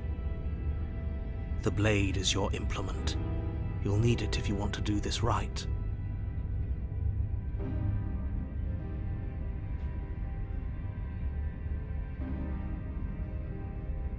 You take the blade from the shelf. It would be difficult to slay the princess and save the world without a weapon. Well, if we're grabbing a weapon, we should probably keep it hidden behind our backs. She doesn't have to know we have it. That's not actually a bad idea.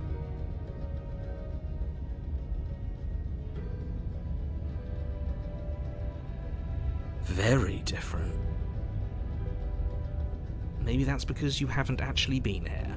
I hope this means you'll finally drop that ridiculous past life nonsense. You haven't died, and you certainly haven't been killed by the princess. So focus up. A lot's riding on this. You walk up to the wall next to the basement door. It's a wall. There isn't much to see here. What are you talking about? This isn't a wall. It's a mirror. Or at least it'll be a mirror once we wipe off that layer of grime. You reach forward and rub your hand against the cabin wall. I hope you know how ridiculous you look right now.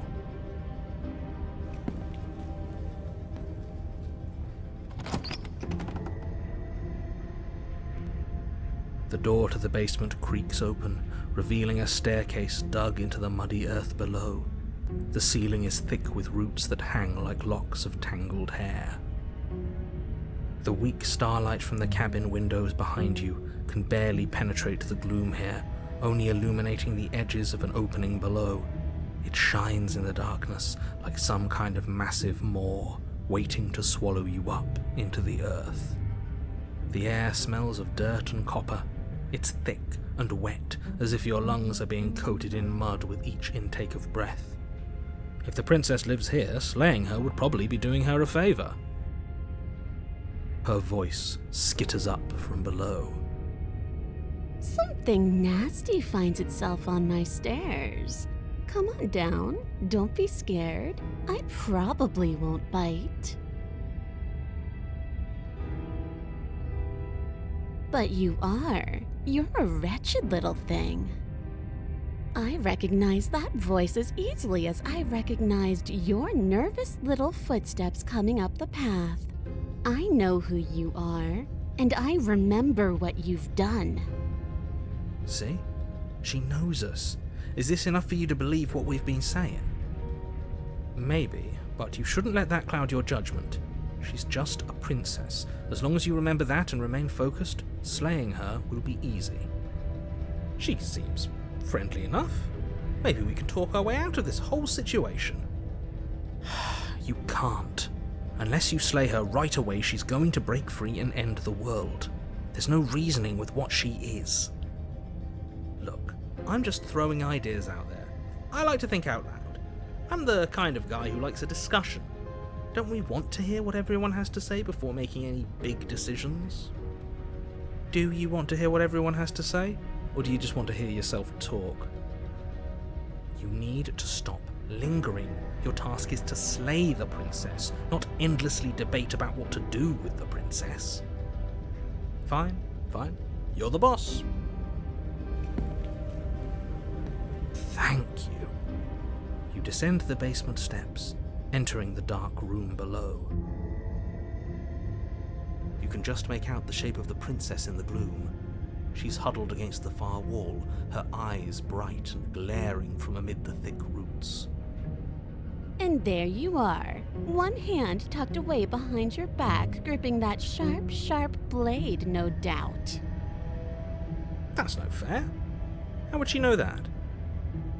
So, we've dropped the pretenses. Good. She's acting like she already knows you. I guess what you said back in the woods really was true. That's pretty sharp. How'd you figure that one out?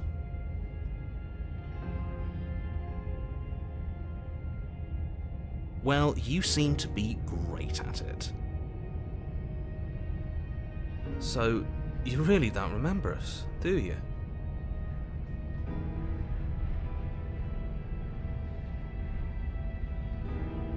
No, I don't. But you and the princess clearly have a shared reality, even if I'm not a part of it. I won't waste time fighting you on something that's clearly true.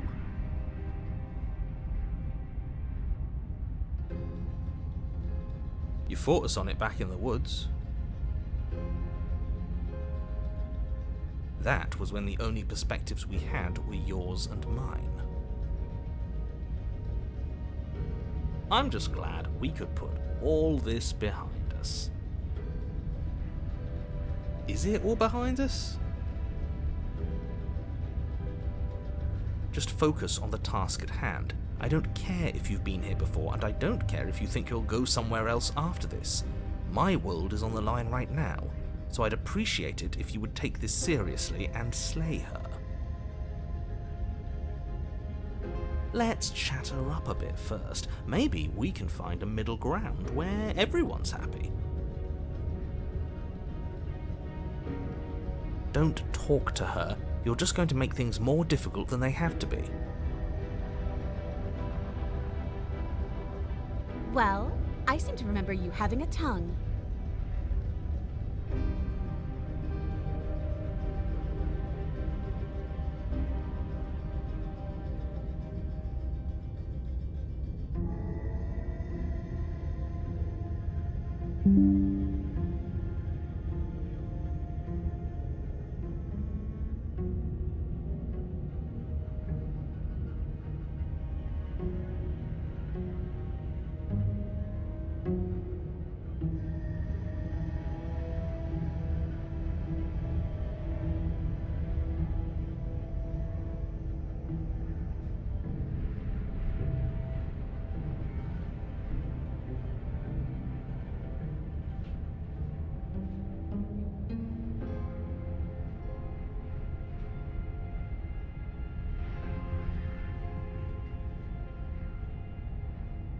I suppose you didn't come into my hovel of your own accord, did you? All right. I suppose I could team up. I need a way out after all, and unfortunately you're the only one I have. Seems to me like she's offering a mutually beneficial arrangement. We should take it. Do you know what the word mutually means? Because it sounds to me like she's offering an arrangement that benefits her and her alone.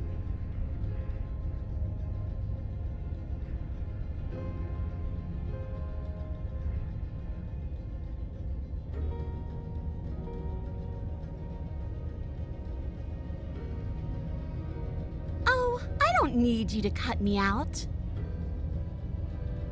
The princess grins as the chains fall from her wrist. She could have gotten out of those the whole time. That sneaky little... A woman after my own heart, really. She knows how to hold her cards close to her chest. This is why she can't just be abandoned here. If left to her own devices, she'll find a way out. Now stop her.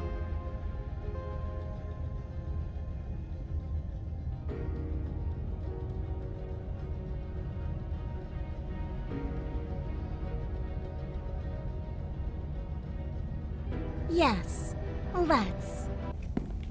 She creeps forward, taking one cautious step at a time until you and she are face to face. She never breaks eye contact, even as the two of you find yourselves face to face. She's silent for a long moment, as if testing to see what you'll do now that she's within arm's reach. After you, darling. You're the one it lets come and go. It's best if I follow. Oh no, we can't have that. If anyone is going to turn their back on anyone else, she's going to turn her back on us. It shouldn't matter who leads and who follows. We're working together here. Well, if it doesn't matter, then she can go first. We may be in this together, but that doesn't mean we have to trust her. We're armed and she's not. What's she gonna do?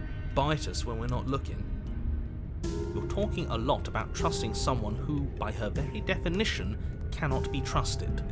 I don't know how many more warnings I have to dole out, but if you help her out of here, you're going to regret it.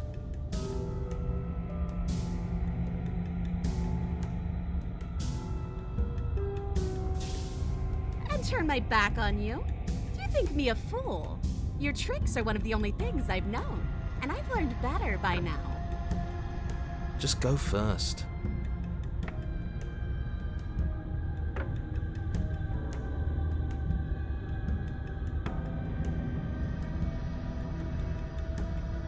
The princess leans close, her nose twitching as she sniffs your neck inquisitorially.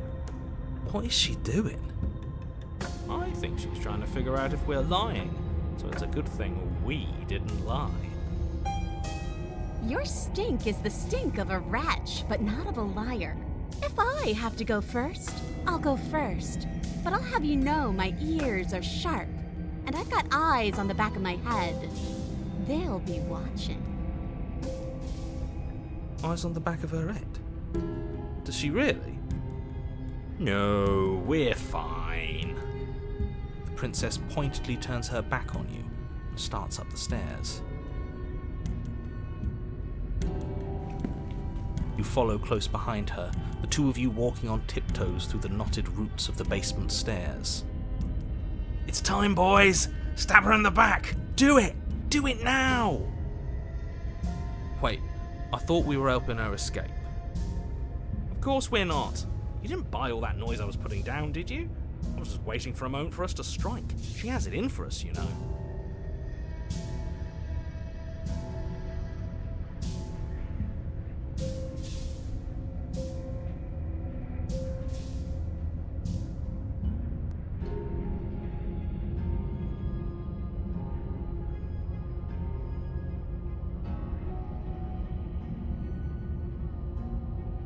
And that's a great idea. See, this is why you're in charge and I'm not.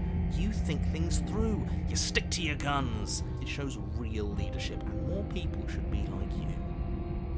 We're almost there. You better not try anything. I know you're thinking it. Us? No, never. I can't believe she'd even suggest that. The gall. The princess reaches the top of the stairs and crosses over the threshold, turning back to smile at you. Bye-bye, you loathsome little nuisance. She slams the door on you. Its lock swiftly clicks into place. Maybe not stabbing her in the back wasn't such a great idea. The princess cackles from the other side of the door. How does it feel to be locked away and forgotten by the world?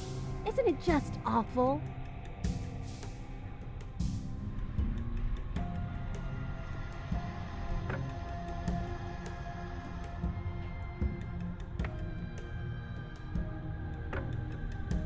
I do, but I just couldn't help myself. And we both know that you're already scheming about how to get back at me if I ever open this door. So we're going to stay exactly as we are right now, for as long as either of us lives.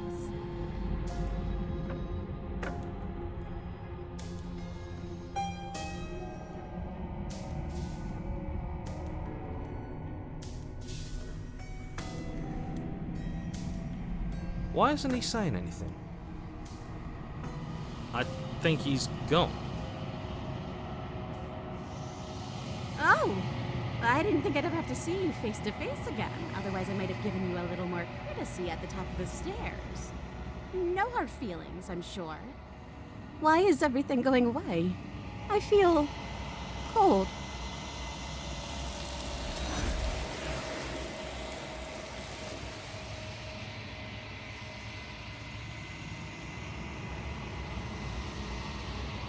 She's gone. Where did she go? Should we try and find her? And there's that mirror again. Why is it here? Why now?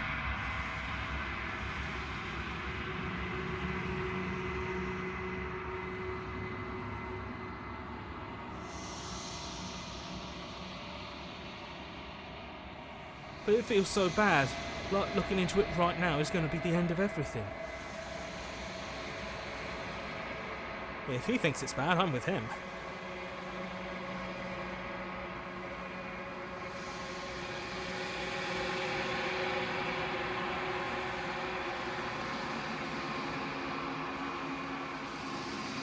What is that supposed to mean? Whatever awful thing I felt before, it feels so much worse now. You better watch your back. You can't get rid of me that easy.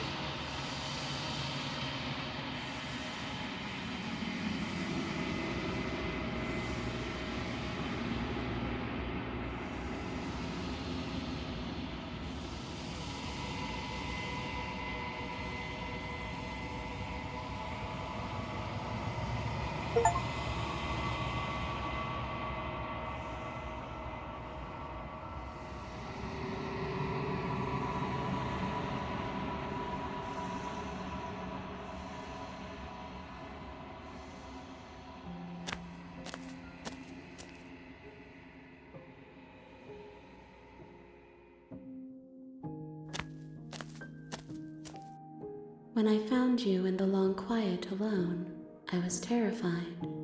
What if you had decided to let me wither? But your commitment now is final. Your ability to walk the path of mutual annihilation is vanished with your return. If you still wish to obliterate me, it will have to wait until I am complete. Flickering lights in empty cityscapes become pockets of vitality and movement. I am more than I was before. Whenever you are ready, I will wipe your slate clean once again.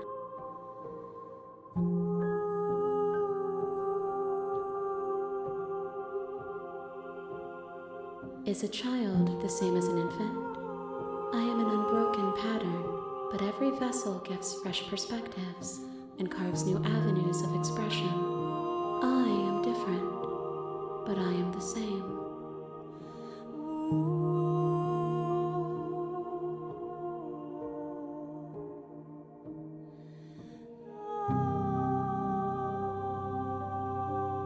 With every gift you bring me, I excavate the alleys of what I am meant to be, and every exploration yields new and complicated truths. What I will be is different than what I am, and what I am is different from what I was. I cannot tell you what desires I will hold when I have changed. But in this moment, all I want is to know myself and to know you.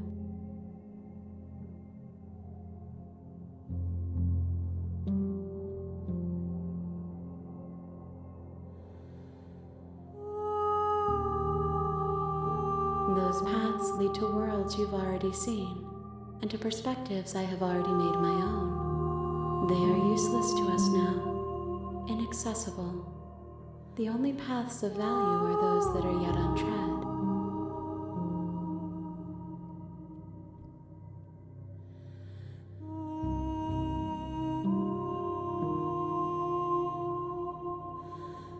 Why wouldn't I be kind to you? You are the only thing I know that isn't me.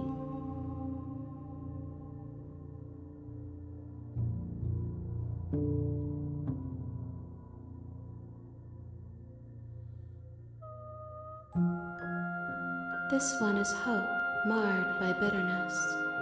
She could see the end of the tunnel, and the door was closed on her. She will make for a righteous and weathered heart. Do not mourn her. She is finally on the other side.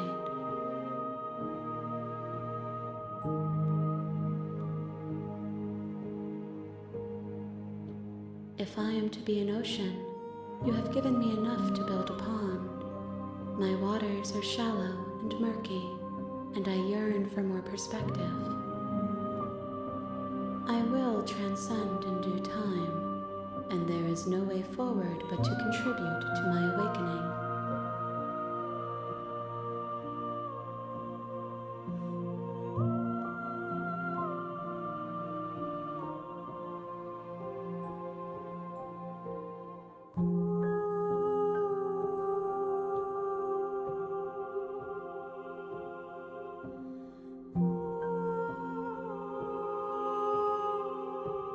The vessels are a weave of emotion at odds with themselves, but they are only perspectives. They are not me.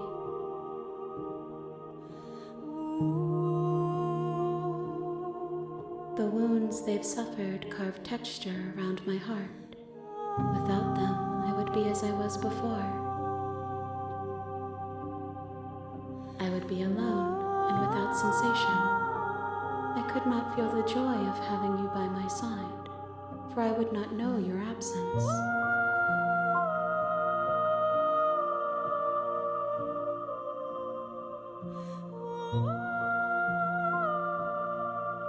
Gifts aren't what someone tells you to bring them. Do not worry. There are no wrong answers, and every perspective illuminates my shadows and shares new secrets.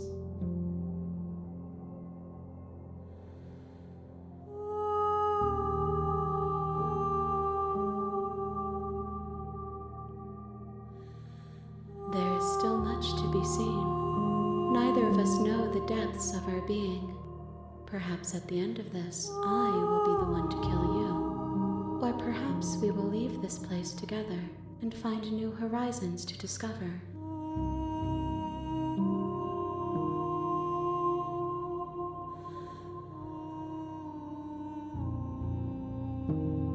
My preference is for you to show me what you would like me to see. I cannot know the ways I wish to grow, for I have yet to feel them. It is you who guides me down the thin trail of perspective and memory.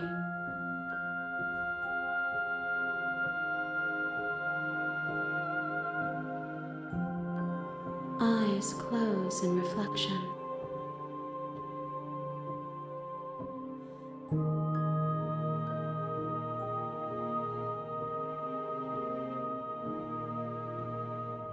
Perspectives meld together, and the breadth of my experience stretches to new corners. There are contradictions, conflicts in my nature, and there are familiarities that bind everything together. It feels correct. This is what I need to be. This is the only path forward.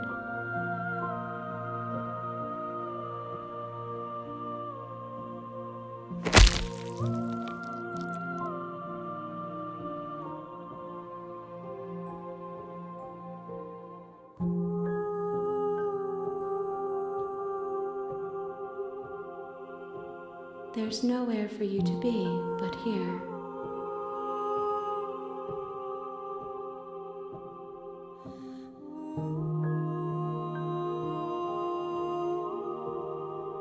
I await your return, but it will give me time to reflect on what I am. We will meet again.